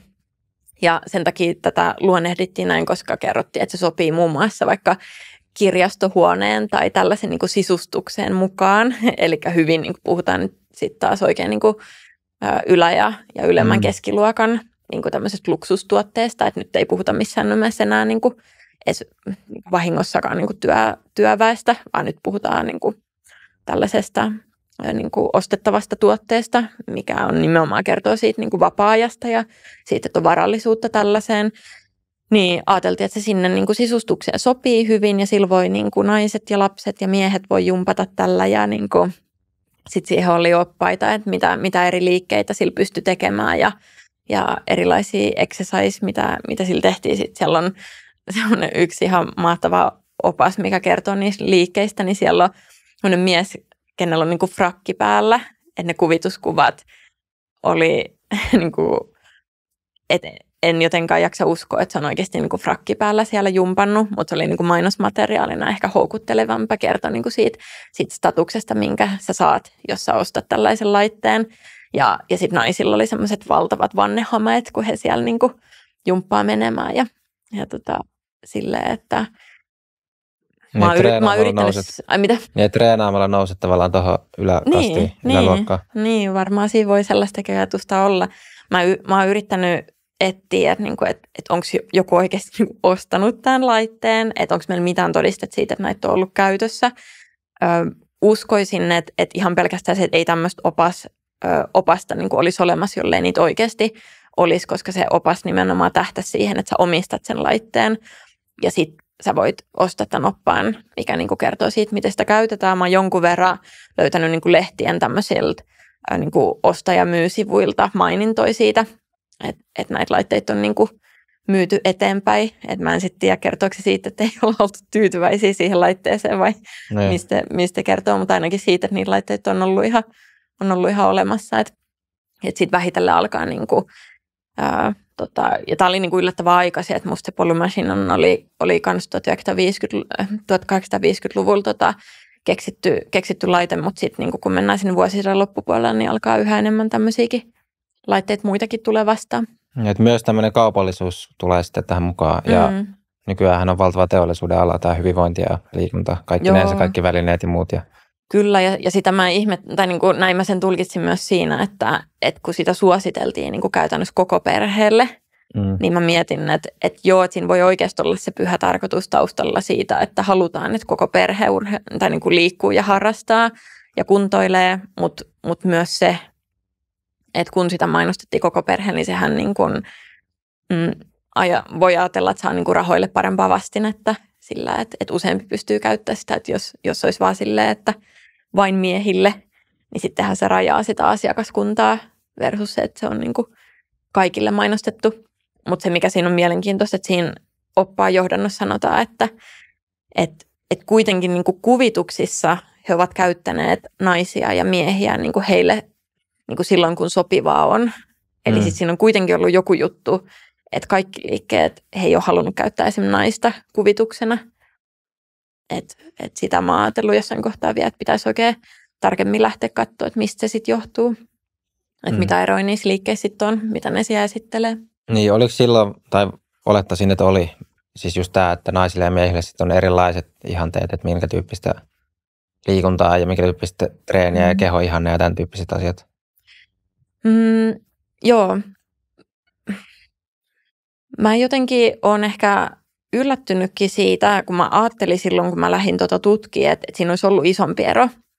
Mutta ainakin niissä oppaissa kyllä niin puhutaan yllättävän tasa-arvoiseen sävyyn siitä, että esimerkiksi että se voimistelu, että ei siellä eritelty sitä, että se voimistelu olisi vain miehille, vaan kyllä siinä niin puhutaan siitä, tai ainakaan niin ääneen ei sanota, että se ei sopisi naisille, ehkä näin päin. Ja just, että siellä on jonkun verran niin esimerkkejä vaikka erityisesti naisten vaivoista, vaikka just nämä vinot, selkärangat tai muut, mitä he ajatteli, niin että näitä voidaan niin korjata tällä liikkeellä. Että sillä tavalla, mutta sitten on siellä niin pienempiä eroja varmasti ja käytännön tasolla sitten ihan varmasti vielä enemmän, mutta tällä ihannetasolla, miten sitä esiteltiin, niin musta oli niin yllättävän vähän. Että olisin odottanut paljon selkeämpää erontekoa, mutta ehkä sitten eniten ne erot tulee esiin siinä syissä, miksi liikutaan. Että ei niinkään niissä liikuntamuodoissa välttämättä. Et koska kyllä siellä on eri lajeissa mukana naisia ja miehiä. Jos miettii tätä pyöräilyä esimerkiksi, niin sehän on nimenomaan tunnettu niin kuin 1890-luvusta puhutaan tällaisena bicycle boom, pyöräilybuumina, joka nimenomaan syntyy niin kuin siitä, että naiset innostuu pyöräilemään ja siitä niin kuin puhutaan ihan valtavasti ja siitä, niin kuin, että naisia jopa vähän niin kuin pilkataan siitä, että kun on niin aivan hullantuneena tähän pyöräilyyn, että ei niillä ole enää aikaa miehilleen ja nyt on pelkoa siitä, että ai kauhean, nyt ne naiset ottaa pyörän alle ja pyöräilee pois kotota ja jättää miehen kotiinsa. Se olisi kauheat. Niin se olisi kauheat, joo. Niin. Naisten ja miesten pyörät ainakin vieläkin on nykyään vähän erilaisia. Tosiaan oliko siinä se ero kuitenkin? Silloin ei, tai sanotaan, että kun pyörähän on lähtenyt kehittyä siitä, että ihan niin kuin siinä 1800-luvun niin kuin alkupuoliskolla, niin puhuttiin tämmöisistä niin kuin dreisiinistä, tracing, englanniksi, mikä oli tämmöinen niin kuin Ranskasta tullut pyörämalli, mikä oli tämmöinen niin kuin potkupyörä, siis että siinä ei ole polkimia, vaan niin kuin jaloilla potkitaan vauhtia. Niin tämä oli sitten taas, kun se on sen verran raskas, että naiset ei välttämättä jaksanut, eikä sitten taas vannehameilla ja muilla niin kuin pystynyt edes niin kuin kiipeä sen niin kuin päälle niin kuin vaatetuksensa kanssa. Ja sitten taas sen jälkeen ehkä semmoinen tunnettu pyörämalli, erityisesti 60-70-luvusta puhutaan, on tämä penny farthing, eli on niinku se penny, eli se iso pyörä, ja sitten on se farthing, eli se pikkupyörä. Ehkä sellainen muistuu mieleen, semmoinen, jos haluaa etsiä kuvituksen niin vanhaa polkupyörää, niin joo, just semmoinen, että iso pyörä, ja sitten siellä on semmoinen pikku istuin siellä päällä, ja sitten niinku siellä on, ja nämä oli niinku sit erityisesti niinku, nämä oli nimenomaan niiden atleettisten miehien polkupyörä, koska se, että se istuin on niin korkealla, että sinne on niin kuin fyysisesti tosi vaikea päästä, jolloin se rajasi just niin kuin vähemmän atleettiset ja naiset käytännössä siitä niin kuin pois, koska ei he vaan niin kuin pystynyt. Että sitten naisille suunnattiin enemmän näitä kolmipyöräisiä ja nelipyöräisiä, mihin sitten vaan niin kuin pääsi helpommin istumaan kyytiin. Mutta sitten kun syntyy tämä moderni polkupyörä, tämä safety bicycle, siksi sitä puhuttiin, niin eli siis ihan meidän moderni tuntema polkupyörä, että on kaksi samankokoista pyörää, niin sitä sitten taas niin kuin oli eri malleja, missä eri korkeudella ne runko-osat on, mutta sinänsä se malli oli tarkoitettu kyllä niin kuin kaikille, ja koska se oli eka malli, missä niin kuin naisetkin oikeasti niin kuin kunnolla pääsee sen pyörän satulaan ja sinne saadaan niin kuin nämä, että satulan korkeutta esimerkiksi pystytään vaihtamaan tai muuta, mikä sitten auttaa siihen, että eri kokoiset ja eri pituiset kehot pystyy sillä kulkemaan, niin sitten se ehkä monipuolistaa niin kuin sen laitteen kehittymisen kautta, mutta ehkä ei niinkään niin kuin sitä kautta, että olisi erikseen niin kuin markkinoitu, että tämä on nyt miesten ja tämä on naisten, vaan enemmän niin, että kun se kehitys nyt vaan meni siihen suuntaan, että ne ekat mallit oli enemmän niin kuin mieskehoille ajateltuja. Ja sitten me saatiin se malli, mikä kanssa sopi naisille, ja sitten se lähtikin se pyörä pyörimään siitä. Oliko noin yläluokkaisten juttu, että oliko ne niinku kalliita sitten ostaa tuommoiset vai niin tuon polkupyörä esimerkiksi, että alkoiko se niinku yleistymään tosi laajalta vai pysyykö se kuitenkin tämmöisenä yläluokan jutuna? Se alkoi siinä 90-luvulla, se alkoi yleistymään tai sanotaan, että aiempi tutkimus on ehkä vahvemmin ollut silleen, että nimenomaan 90-luvulla, mutta sitten on eräs tutkija, ketä sitten on niinku todennut, että toisaalta, että me ei voida ihan niin tarkkaa rajaa sanoa, että se olisi vaan se, koska sitten se, että vaikka ne pyörät olisi niinku uutena ostettuna kalliita, mutta sitten kuitenkin on ollut jo kauemmin tätä niinku, siis käytännössä niinku kirppismeininkiä, että myydään second handina eteenpäin, että sitä kautta myös niinku on saanut halvemmalla myös niitä pyörii itselleen käyttöön, että sitä kautta, mutta kyllä se alkoi niinku siinä 90-luvulla olemaan, niinku, että se yleistyy ja sitä kautta myös halpenee jatkuvasti niin, että myös niinku työväestö pääsee niinku pyörän selkään kiinni ja siitä sitten liikkumaan ympäriinsä. Ja tuossahan ymmärtää tietysti, siinä on sitten muitakin vaikutuksia, että sanotaan nyt vaikka joku mahdollinen työssäkäyntialue lainee, jos sulla on polkupyörä, silloin kun sulle tulee enemmän valinnanvapautta voisi ajatella enemmän vaihtoehtoja ja neuvotteluvoimaa, vaikka että millaisiin työehdoissa suosittelet tekemään töitä, jos sulla on isompi alue, missä voit niitä töitä hakea ja töihin matkustaa. Varmaan niin ton tyyppisiä niitä sosiaalisia vaikutuksia, mitä tämmöisellä teknologisella tavallaan innovaatiolla sitten tulee, mikä vaikuttaa yhteiskuntaan myös. Voi olla. Joo, puolta mä en ole niin tutkinut, kun mä oon enemmän keskittynyt nimenomaan siihen itse niin kuin fyysiseen aktiviteettiin, että miltä se pyöräily tuntui tai missä kohtaa kehoa se tuntui, miltä tuntuu opetella pyöräilemään. Tämän tyyppisiä kysymyksiä mä oon enemmän tutkinut. Joo, oliko muuten tähän väikkäriin niin helppo löytää aineistoa? Että oliko runsauden pulaa suorastaan vai miten meni sulla prosessi?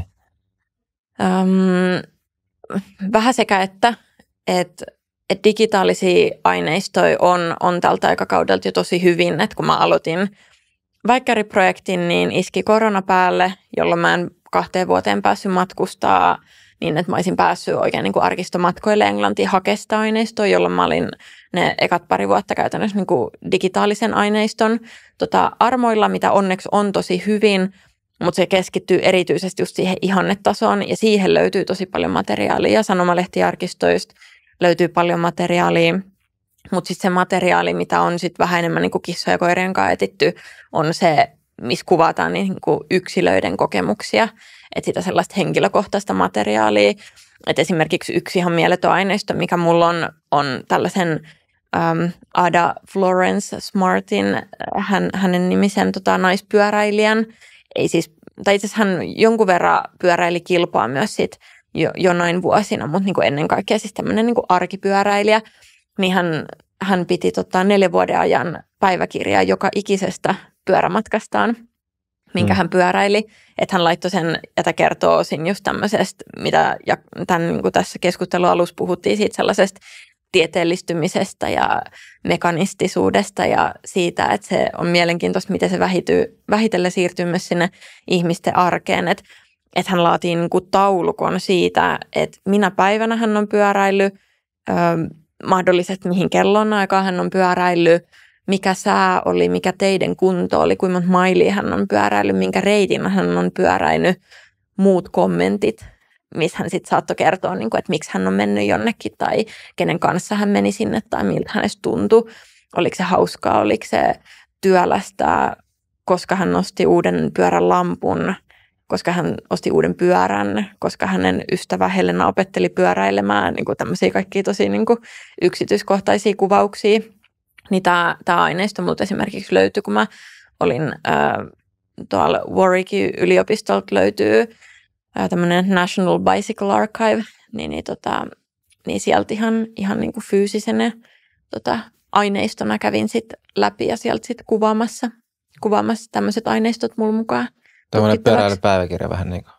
Joo, siis käytännössä ihan mieletön aineisto, tosi hauska. Siellä on hänen ja siellä on niin paljon semmoista samastuttavaa, että jos ne miettii, kun itse pyöräilee ja on huono sää ja vastatuuli, niin se on ihan hirveetä, eikö vaan? Niin kuin semmoisessa pyöräily ärsyttää, ei kulje mihinkään, on hidasta. Ja sitten taas silloin, kun on kaunis päivä ja mahdollisesti niin, että on semmoinen tuulenvire, että se antaa sulle niin kuin myötätuuleen pääset mennä, niin sehän tuntuu siltä, että se pyörä kulkee kuin niinku itsestään. Niin näitä samoja tuntemuksia löytyy sieltä hänen päiväkirjastaan sitten. Joo, ajattomia tunteita tietysti. Joo, on. Voi nykyäänkin tosiaan samaistua noihin, että joo. Jotain Kulosaaren siltaa pyöräily, niin kyllä se vähän eroa, että onko se justi sadepäivä vai sitten aurinkoinen myötätuuli. No se on just näin. Joo, voisi tähän tosiaan nyt sitten vähän siirtyä eteenpäin tästä sun väikkäriaiheesta. Tässä oli vähän toinenkin syy, miksi sut kutsuin. Että sä oot myös podcastaja itse. Kyllä. Ja tämmöistä menneisyyden jäljillä nimistä podcastia teet. Ja liittyy siis sun tähän tutkimusalan sinänsä, että käsittelee historiallisia aiheita joka jakso, eikö näin? Kyllä. Joo, ja nyt oli tasan 100 jaksoa. Tasan 100 jaksoa tällä viikolla, joo. Joo, ja täytyy itse asiassa itsekin nyt kuunnella niitä. Mä vaan vasta kuuntelin tämän sun väikkärijakson ja sitten sen uusimpaa vähän aloitin, mutta siellä oli paljon semmoisia aiheita, just semmoisia niche-aiheita, mitä ei hirveästi muualla oikeastaan käsitellä, niin semmoista kamaa ehdottomasti, mitä itsekin varmaan tulee tuossa useampi jakso sitten kuunneltua, mutta mikä sulla alun alkaen tähän podcastiin innotti tekemään tämmöistä historia-aiheesta? Mä olin 2018 syksyllä, mä olin, katsotaan tämmöinen oikein historioitsija vastaus, että täytyy lähteä kaukaa menneisyydestä. 2018 syksyllä mä tein Köpiksen yliopistossa työharjoittelu ja siellä mä autoin yhtä tutkijaa niin perustaa podcastin, että hänellä oli tarkoituksena alkaa julkaista tämmöistä podcastia, ja sitä varten selvitin niin kuin ylipäätään, että mitä se tarkoittaa niin kuin teknisesti, että kun kaikki siihen liittyvät asiat julkaisuun ja muuhun, ja pohdittiin yhdessä sitä podcast-konseptia, että mikä sen niin kuin idea on, ja me jopa nauhoitettiin yksi jakso niin, että mä olin hänen vieraana, mutta sitten lopulta tätä podcastia ei koskaan edes julkaistu, ja Edi sitten jo palata Suomeen takaisin, ja sitten tämän pohjalta yksi kollega yliopistolta pyysi, että voiko mä tulla häneen yhteen sellaiseen, kun ainakin Helsingin yliopistolla on tämmöisiä digiloikkaprojekteja, mihin voi hakea rahoitusta ja muuta, että he oli hakenut ja saanut rahoituksen siihen, että he tekevät niin kuin, siis kurssin, mikä kertoo siitä, että miten podcasteja hyödynnetään niin kuin tiedeviestinnässä tai miten sitä voi käyttää, niin mä rakensin tämän kurssimateriaalin podcastin muotoon, eli se on eka podcast, minkä mä oon tehnyt, sen niminen kuin Podcastin podcast, siinä on osa englanniksi ja osa suomeksi jaksoja, ja tämä oli sitten niin 2019 keväällä. Ja sitten niihin aikoihin, kun mä sitä tein ja huomasin, että vitsi, että onpas hauskaa. Ja kun mä oon aiemmin vähän tämmöisen siis freelancerina ja parina kesänä tehnyt niin kuin sanomalehtitoimittajana töitä, että toimittaja hommaa sillä tavalla tuttuu, niin sitten mä jotenkin kiehtoi se semmoinen niin kuin keskustelu ja kysyminen ja vastausten saaminen ja muu siinä. Ja sitten mä tykästyin myös niihin aikoihin ylipäätään niin kuin podcasteista mediana, että kuuntelin podcasteja paljon itse silloin jo, ja sitten mä aloin etsiä, että mitäs nämä niin kuin suomalaiset historiapodcastit, ja no siellä on pari semmoista pioneeria, sellainen kuin Norsun luuttornista päivää, ja sitten toinen on sellainen historian nurkkapöytä, mutta niihin aikoihin, kun mä olisin niin kuin halunnut alkaa kuuntelemaan jotain tämmöistä suomalaista historiapodcastia, niin nämä oli käytännössä jo vähän silleen, että niin kuin hiipumassa, että heiltä ei enää ollut mun mielestä hetkeä, niin silloin on tullut uusia jaksoja ja muuta, ja sitten mä niin kuin jotenkin ihmettelin sitä, että on se niin kuin kumma, että miksei niin kuin luulisi, että se on ihan itsestäänselvää aihe tavallaan historia keksiä tämmöistä podcastia, että historian tarinoita täynnä, ja podcast on tämmöinen kerronnallinen muoto, että tämähän niin kuin sopii täydellisesti yhteen, että miksei ole niin kuin nimenomaan semmoista niin kuin säännöllisesti julkaisevaa podcastia, mikä kertoisi historiasta. Ja sitten mä sitä siinä jonkun aikaa ihmettelin, ja sitten mä aloin jotenkin se ajatus siitä sitten vaan lähti, ja jotenkin koko ajan mulla oli se työnimi siitä, että no joku tyyli menneisyyden jäljillä. Ja sitten en mä sitten lopulta ikinä vaihtanut sitä nimeä, ja mun ystävää Ainon kanssa sitten, Ainolle terveisiä, sitä sitten pyöriteltiin yliopistolla, mietittiin, että mikä se tämän podcastin konsepti voisi olla ja miten jokainen jakso rakentuu ja miten se niin kuin jakso kulkee ja mikä olisi se, niin kuin se juttu, mikä vetäisi siihen niin kuin podcastiin mukaan. Ja sitten me, niin kuin, että tämä menneisyyden jälki on se juttu, että koska historioitsijat käyttää aineistoa, arkistoaineistoa, muuta aineistoa sen niin kuin tutkimuksensa pohjalta, tulkitsee niitä. Esimerkiksi tämä pätkä, minkä mä luin tässä, ne voisi olla yksi menneisyyden jälki tavallaan, että mitä siitä menneisyydestä jää, minkä pohjalta historiaa kirjoitetaan. Eli niin kuin menneisyys ja historia ajatellaan, että ne on eri asia. Että se menneisyys on se, mikä on niin kuin de facto tapahtunut. Ja historia on se, mitä me voidaan niin kuin tietää siitä. Mutta se menneisyys ei sellaisenaan niin kuin ikinä tule meille enää. Että meidän on niin kuin mahdotonta muodostaa sellaista täydellistä kuvaa siitä menneisyydestä. Se ei vaan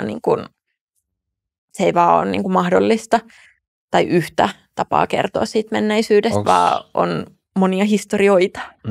Tuohon liittyen kysymys, niin onko historia totta? Onpa hyvä kysymys. Historia on totta. Siellä on paljon asioita, mitä me voidaan sanoa, että tämä on niin kuin 100% totta, että näin on. Suomi itsenäistyi 1917, maailmansodat alkoi näin. Tällaiset, niin kuin me voidaan sanoa, että nämä on tapahtunut. Mutta sitten kun mennään sellaisiin kysymyksiin, että miksi joku on tapahtunut tai mitkä asiat liittyy toisiinsa tai mitä ihmiset ajatteli asioista tai mitä he tunsi, kun mennään kokemushistorian suuntaan ja muuta, niin niitä onkin sit vaikeampi yleistää tai löytää sellaista niin kuin yhtä konsensusta. Mä itse ajattelen, että en mä edes tiedä, tarviiko meidän sellaista. Jos sä mietit nykyaikaa, niin tavallaan se, että en mä tiedä, kuinka helppoa on nyt sanoa, että keskimäärin niin kuin vaikka 20 nainen ajattelee tällä tavalla. Kun me ollaan kaikki yksilöitä ja voidaan ajatella niin kuin hyvin eri tavoin asioista, niin miksi meidän pitäisi tehdä tuollaista yleistystä niin kuin siitä menneisyydestä? Niin sillä tosin tavallaan tuollaisia yleistyksiä, niin niistä voidaan sitten ehkä niin kuin kiistellä enemmän. Mutta sitten toki kyllähän että se kaikki se on totta niin kuin siinä, mitä se pohjautuu kuitenkin siihen tutkimukseen, se pohjautuu lähdeaineistoihin. Siinä on ylipäätään tämä tieteellinen vertaisarviointi, missä niin kuin se koko tavalla akateeminen yhteisö arvioi sitä tietoa, että onko sitä nyt niin kuin perusteltu, että voidaanko me sanoa näin.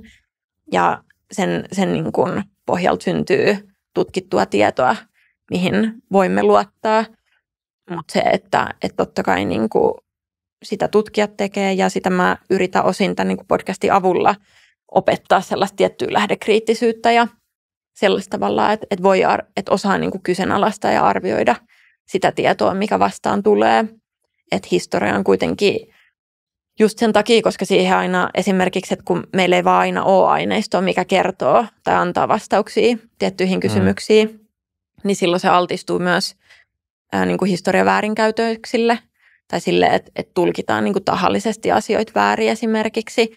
Ehkä tälleen niin kuin länsimaisissa demokraattisissa valtioissa tällaista nyt ei niin kuin lähtökohtaisesti niin kuin ainakaan, niin kuin, no ei tietenkään niin kuin valtiotasolla esimerkiksi tapahdu, mutta sitten esimerkiksi, jos nyt katsoo tuonne itään, mitä siellä tapahtuu ja mitä niin kuin motivaatioita vaikka Venäjä löytää omille toimilleen tällä hetkelläkin, niin onhan siellä niin kuin historia ja sen käyttö mukana. Joo, mulla siihen enempää menemättä, mutta tavallaan, niin kuin, että kyllä tämmöistä on. Joo, mulla tuli toi kanssa just mieleen, siis just siitä, että erilaiset historian tulkinnathan on tosi voimakkaat poliittisen vallankäytön välineitä.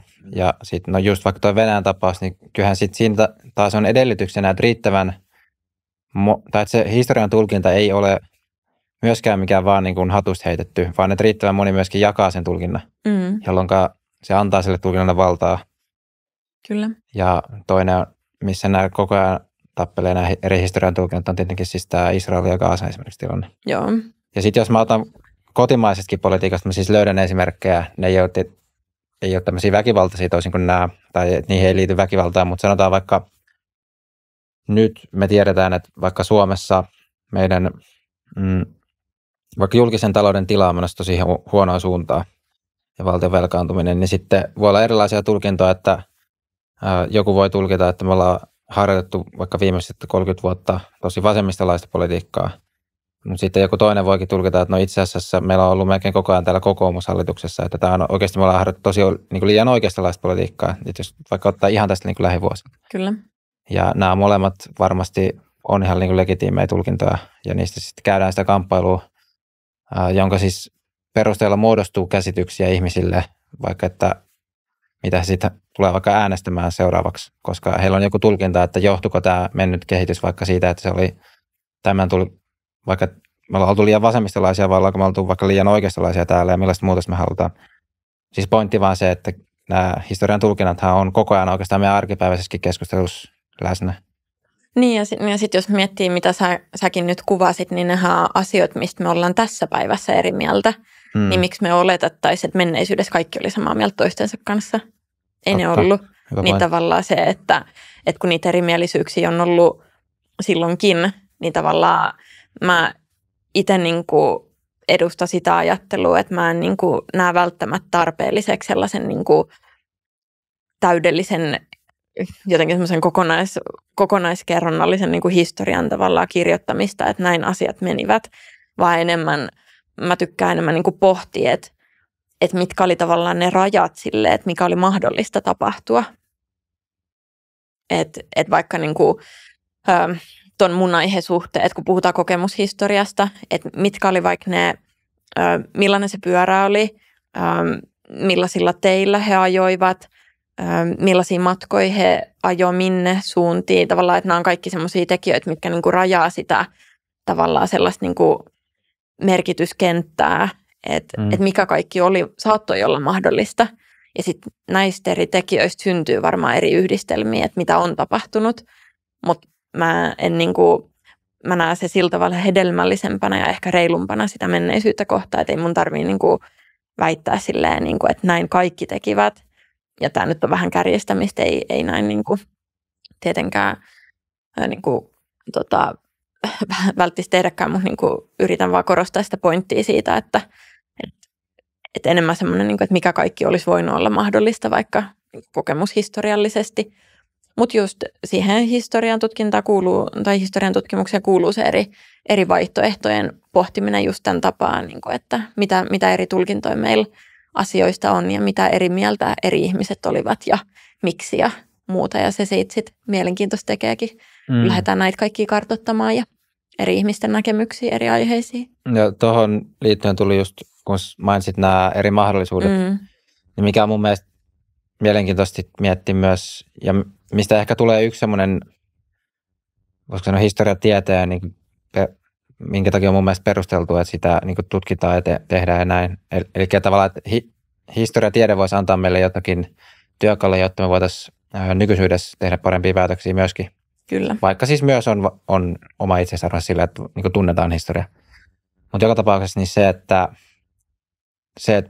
voiko historiatiede esimerkiksi opettaa meille sitten taas siitä, että mikä jonkun tapahtuman todennäköisyys oli siellä historiassa. Eli koska tämä ehkä avautuu vähän vaikeasti, mutta ja kyllä mä sen kiinni jo. Niin, eli vaikka nyt se menneisyys, mikä tosiasiassa tapahtuu, niin oliko se, kun palataan sinne menneisyyskehityksen alkupäähän, niin oliko se siinä hetkessä todennäköistä, että näin tulee tapahtumaan? Ja mitä tavallaan just valintoja siinä hetkessä oli, että vaikka Suomen liittyminen Euroopan unioniin voisi olla yksi esimerkki, niin joo, se oli se, mikä tapahtui, mutta sitten taas me voidaan niin kuin tutkimalla just, että mitkä oli ne keskustelut ja vaihtoehdot ja politiikat niin kuin ennen sitä, mikä johti siihen, ja oliko se siinä hetkessä todennäköinen tapahtuma kulku. Ja tietenkin sitten varmaan mitä kauemmas mennään historiaa, varmaan jo 1800-luvulla, kun menet tutkimaan, niin siellä varmaan jo aika paljon vaikeampi tehdä jotain tämmöisiä niin kuin, kovin tarkkoja johtopäätöksiä, vai miten sä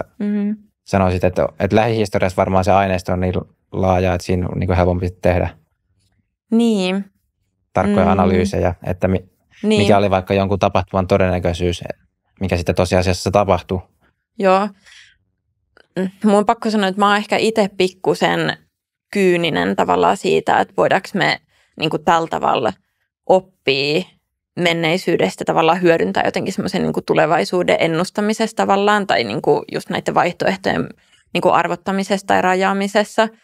Ihan vaan siitä syystä, että tavallaan kun mikä asia ei niin kuin toistu ikinä samanlaisena, että siellä on aina se eri aika ja eri paikka, missä asiat tapahtuu. Ne tapahtuu, on niin kuin eri käsitykset asioista, mitkä ohjaa niitä valintoja ja muita tavallaan, että sen suhteen mä oon vähän skeptinen sen suhteen, että pystytäänkö me silleen ihan niin kuin suoriltaan niin kuin kopioimaan asioita. Ehkä varmaan yksi semmoinen niin kuin, varmaan niin kuin,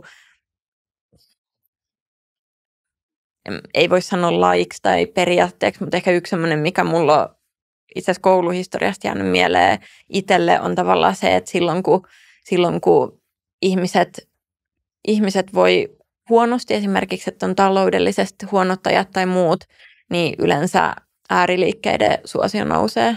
Tämä on semmoinen, mikä mulla on itselle jäänyt mieleen, että ehkä niin kuin jotain ton tyyppisiä niin kuin voidaan nostaa esiin, mutta sitten sellainen, että mä ehkä itse ajattelen sen oppimisen enemmän sellaisena, että kun me opitaan, että miten eri tavoilla ihmiset aiemmin ajatteli asioista, mitä niin kuin vaikkapa, että joku keksintö ei ollutkaan niin uusi, mitä me ollaan ajateltu, vaan sillä onkin vanhempaa taustaa tai mistä lähtökohdista erilaisia ilmiöitä syntyy, miten niin kuin, joku ennakkoluulo tai käsitys, mikä meillä tässä päivässä on, niin sitten sillä löytyykin niin kuin paljon kauempaa niin kuin se pitkä historia, että miten se on rakentunut. Että sitten kun me ymmärretään tavallaan se, että asiat muuttuu ajan kuluessa, niin siitä pitäisi seuraa niin kuin oivallus siihen, että okei, että asiat voi muuttua myös tulevaisuudessa.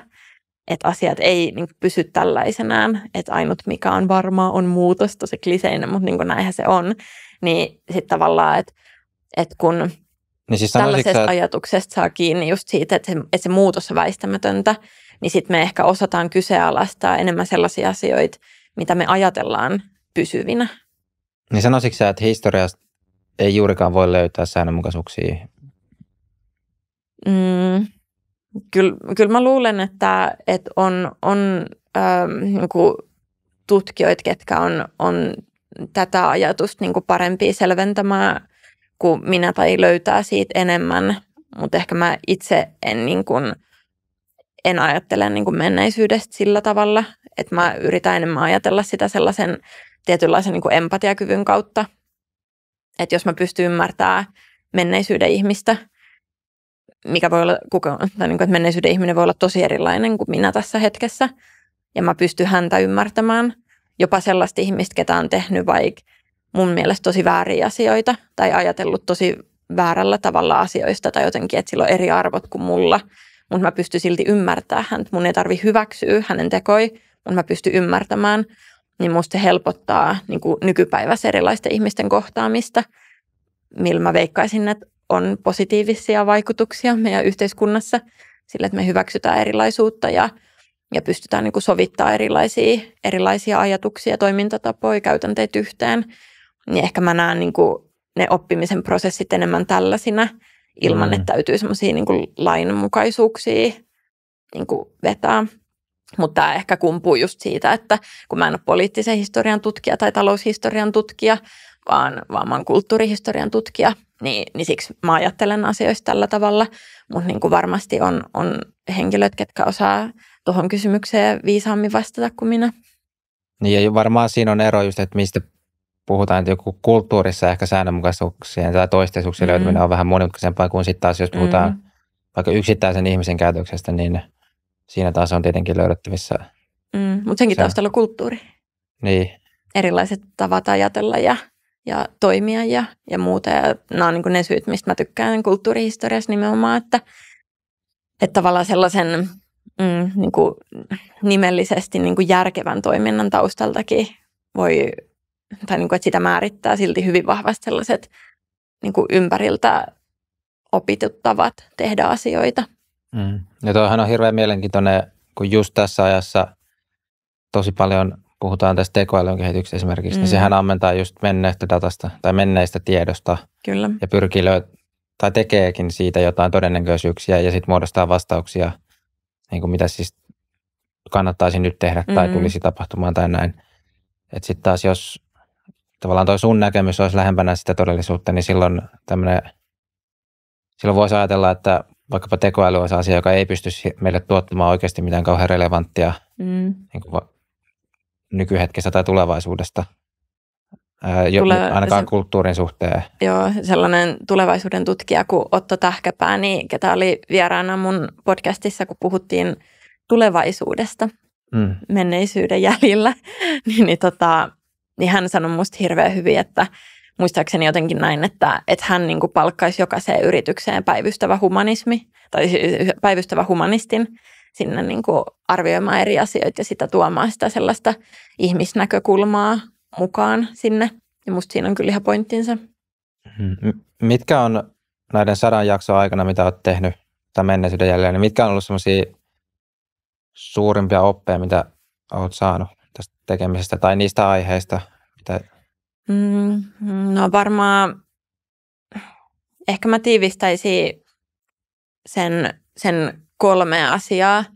Että ehkä ensin se, että toisaalta on tosi paljon asioita, mitkä on samalla tavalla kuin menneisyydessä ja toisaalta tosi paljon asioita, mitkä on ihan eri tavalla ja molemmista me voidaan oppia. Sitten toinen asia on se, että kun mietitään niin kuin kronologisesti asioita, niin menneisyys on takana, nykypäivä on tässä, tulevaisuus on edessä. Mutta mä ajattelen, että nämä on itse asiassa kaikki niin kuin rinnatusten, että sitä menneisyyttä rakennetaan tässä päivässä. Sitä historiatietoisuutta ylläpidetään esimerkiksi historian tutkimuksella ihmiset oppii historiasta vaikka TV-sarjojen, kirjojen, elokuvien, erilaisen tämmöisen museoiden, erilaisen tämmöisen historiatuotannon kautta. Ja me ylläpidetään sitä tietoa niin kuin tässä päivässä nimenomaan. Että se menneisyys ei ole vaan siellä takana, vaan se on ennen kaikkea niin kuin tässä hetkessä läsnä. Ja sitten ehkä kolmantena mä sanoisin sellaisen niin kuin menneisyyden ja historian merkityksen vähän niin kuin vertaistukena. Ja yksi esimerkki tästä esimerkiksi se, että tiedän, että tosi monille niin sateenkaarinuorille on esimerkiksi tosi tärkeää se, että tutkitaan sateenkaarihistoriaa ja sitä, että löydetään tai niin kuin kerrotaan niin kuin myös muiden kuin semmoisia hyvin niin kuin normatiivisten ja niin kuin sen niin kuin yhteiskuntien tai näiden niin kuin normien mukaisesti elävien ihmisten elämästä. Että se on tosi merkityksellistä. Ei ainoastaan tuossa aiheessa, mutta toi nyt tuli yhtenä esimerkkinä mieleen, mutta sellainen niin kuin tietty vertaistuki, mitä sieltä menneisyydestä saadaan nykypäivään. Joo, ja varmaan just tuommoisissa vähän niin vähemmistöryhmissä marginalisoiduissa, koska sitä nykyhetkestä sitä vertaistukea sitten voi olla välillä vaikeampi löytää. Niin. Kyllä, ja se on vähän tämä niin kuin podcastin semmoinen ydin, sellainen pienen ihmisen historia, se arjen historia ja sellainen, että no yksi, mitä mä nyt oon tykännyt nostaa esiin, on tämä, tehtiin Jenni Räikkösen kanssa, nauhoitettiin jakso kuukautisten historiasta.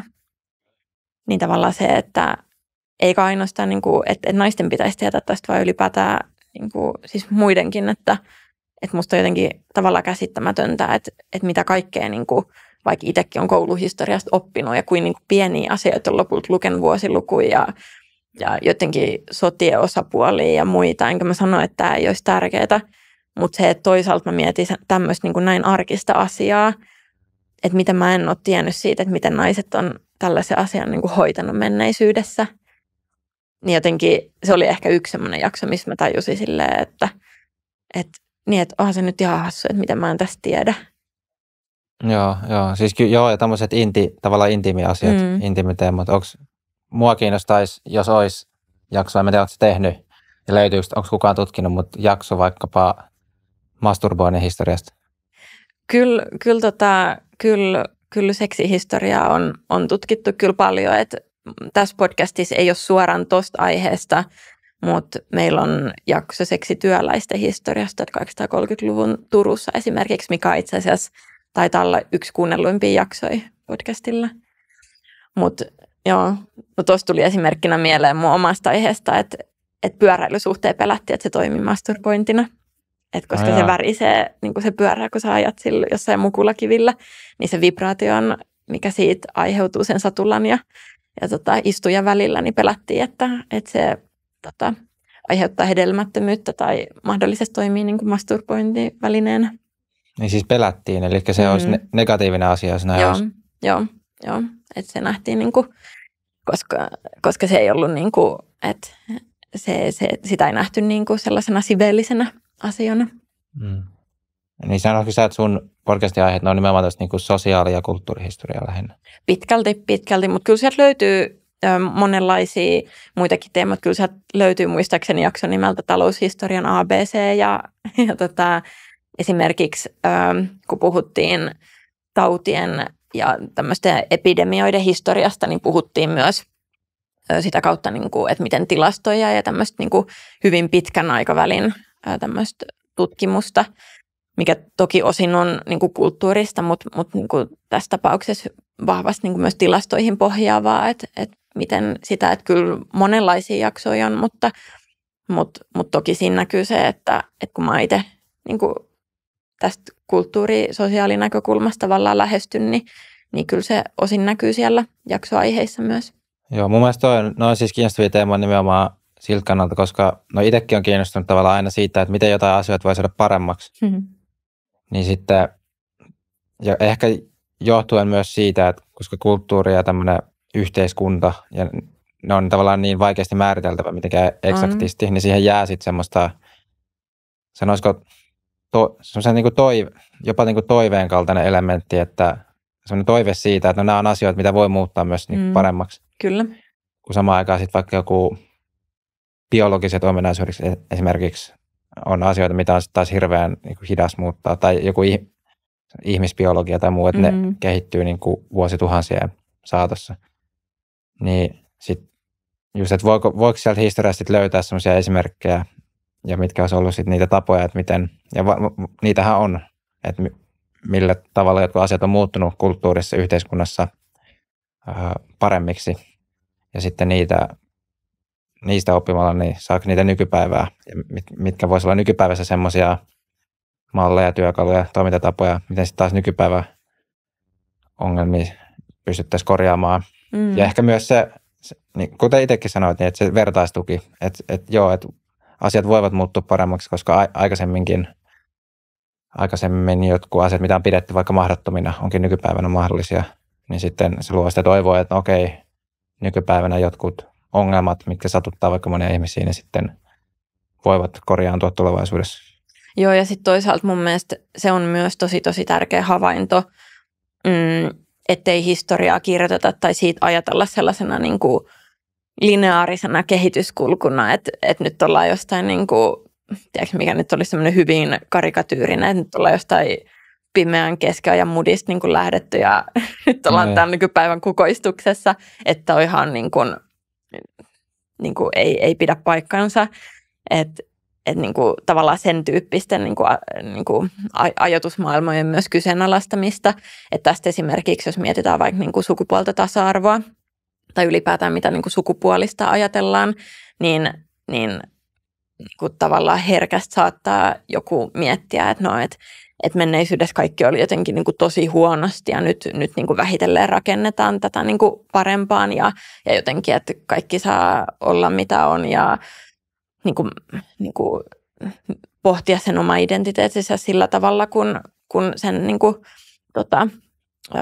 kokee ja jokaisella on oikeus siihen, niin sitten taas toisaalta, että tämäkin on vähän harhakuvaa siitä, että kun todellisuudessa tällainen hyvin niin kuin binäärinen jaottelu naisiin ja miehiin on syntynyt ja vahvistunut vasta niin kuin sanotaan 1700-luvun loppupuolella, mutta erityisesti niin kuin 1800-luvun aikana, että se ei ole sitä vanhempi ilmiö, että sitä ennen esimerkiksi vielä vaikka 1600-1700-luvun siellä suunnilla, niin ollaan mietitty sukupuolta enemmän tämmöisenä, ei niin kuin binäärisenä, vaan enemmän tämmöisenä niin kuin janana, että on miehiä, on naisia ja sitten on niin kuin sieltä väliltä, tai itse asiassa yksi mun jakson nimikin, jakso 6, mutta tavallaan se ajatus siitä, että se ei ole niin jyrkkää ja sitä sukupuolta määriteltiin hyvin erilaisilla asioilla, että esimerkiksi vaikka niin kuin ulkoiset ominaisuudet, vaikka hiusten pituus tai äänen mataluus tai korkeus tai tällaiset asiat niin kuin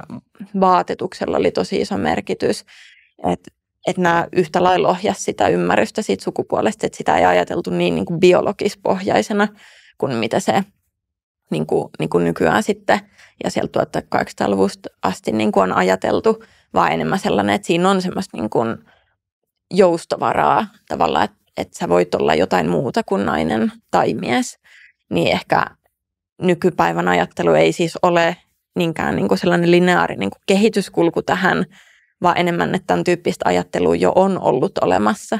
Tästä on esimerkiksi Kirsi Vainio-Korhonen kirjoittanut ihan erinomaisen mielipidekirjoituksen tästä aiheesta. Että tavallaan, että sitten taas tämmöisetkin oivallukset on musta hirveän tärkeitä, että ei me nyt niinku mitenkään ihan niinku semmoisessa omassa erinomaisuudessa voida niinku tässä ajassa paistatella, että kyllä sieltä löytyy niinku paljon asioita, mitä on ollut tosi fiksusti ennenkin. Niin ja varmasti se on liittynyt just tuohon teollistumiseen, että on tarvittu sitä tai siis tämä erikoistuminen eri ammatteihin ja työnjakoon, niin silloin se ikään kuin ensimmäinen vähän niin kuin haulikkoratkaisu on se, että jaetaan miehiä ja naisia, koska on tiettyjä keskimääräisiä eroja.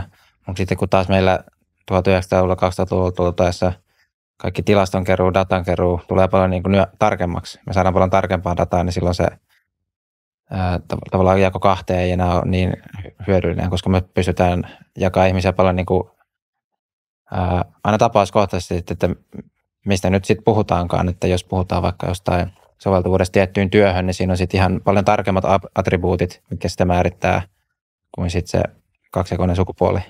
Mutta siinä alku tavallaan vaiheessa, kun teollistuminen tuli, niin sitten taas se oli se niin kuin, tai nämä mä oon itse ajatellut, että se oli tavallaan semmoinen ensimmäinen tai yksi ensimmäisiä tapoja helppoa niin kuin jakaa ihmisiä lokeroihin. Tai sanotaan vaikka meillä on vieläkin vaikka asepalvelus jaettu sukupuolten mukaan, niin se on niin kuin semmoinen helppo ratkaisu, jolla me säästetään niitä resursseja, tai siihen menisi paljon resursseja, jos se valinta tehtäisiin jollain muulla tavoin tai jouduttaisiin seuloa jollain muulla tavoin. Ehkä nyt meidän teknologia alkaa kehittyä siihen, että se voidaan kohta tehdä se valinta paremmin perusteen, siis paremmin siitä mielessä, että vaikka mietitään vaan sitä puolustusvoimien kykyä, niin silloin se just se sukupuoli ei välttämättä ole se kaikista keskeisin. Mutta aiemmin se on ollut ikään kuin liian iso kustannus sitten selvittää niitä tarkempia tietoja. Niin, tai no, mä oon ajatellut, että varmaan niin jos miettii niitä syitä, että miksi on ollut kuitenkin, tai miksi on ehkä noussut sitten se mies-naisjakoisuus. Varmasti se on ollut tekemistä tämän ammatillisen erikoistumisen ja näiden asioiden kanssa. Joo, toi ihan mielenkiintoinen ajatus ja just sillä tavalla, että ainakin nähtiin sidoksissa sellaiseen niin kuin sivilisaatioajatteluun, että mitä just mun yksi hyvä ystävä Aino Kirjonen on sitten taas tutkinut just tämmöistä, että se on niin kuin, tai hän nostaa yliopistomaailmaa 1900-luvun taitteen Yhdysvalloissa tutkiessa esiin sen, että siellä painotetaan, että se on nimenomaan kertoo tämmöisestä niin kuin hyvin sivistyneestä kansasta, että ne niin kuin erot naisen ja miehen välillä ovat selkeät. Ja jos se sekoittuu, niin silloin tavallaan ei puhuta enää tietystä luokasta esimerkiksi. Niin kuin, että kyllä noissa niin kuin munkin vaikka pyöräilykuvissa siellä, niin kuin, kun syntyy tällainen niin kuin liike, mikä kannustaa naisia esimerkiksi pukeutuu tämmöisten isojen hameiden sijaan tämmöisiin niin kuin bloomerseihin, tämmöisiin vähän niin kuin pussihousuihin, missä oli semmoinen lyhyempi hame edustalla, että se oli niin kuin helpompi liikuntaan esimerkiksi. Ja tätä suositeltiin muun muassa just pyöräilyyn käytettäväksi tällaista asua. Ja sitten on semmoinen just pilakuva, missä on, niin kuin, on tämä nainen, kenellä on nämä pussihousut, ja sitten on semmoinen niin kuin selkeästi niin kuin maalaismies, kenellä on niin kuin kuvattu olevan niin kuin hyvin samantyylinen vaatetus. Eli siinä niin kuin pilkataan tavallaan sitä, että no niin, että nyt nämä naiset oikeastaan onkin ihan niin kuin miehiä tai näyttää ihan miehiltä tavallaan näin pukeutuessaan. Ja sitten heillä nauretaan niin kuin sitä kautta. Että kyllä se sellainen selkeä eronteko kuului siihen aikaan. Kyllä, mutta hyvä. Musta tuntuu, että aletaan olla ehkä valmiita tässä pikkuhiljaa. Sä oot taas menossa nyt tämän jälkeen vastaanottaa. Sait palkinnonkin tuosta podcastista. Joo, tiedeviestintäpalkinto Suomen tiedetoimittajien liitolta, niin terveiset sinne. Joo, onnittelut vielä siitä ja mä ei tässä muuta niin sanon tässä kohtaa kiitoksia haastattelusta Lotta Vuorio. Kiitos.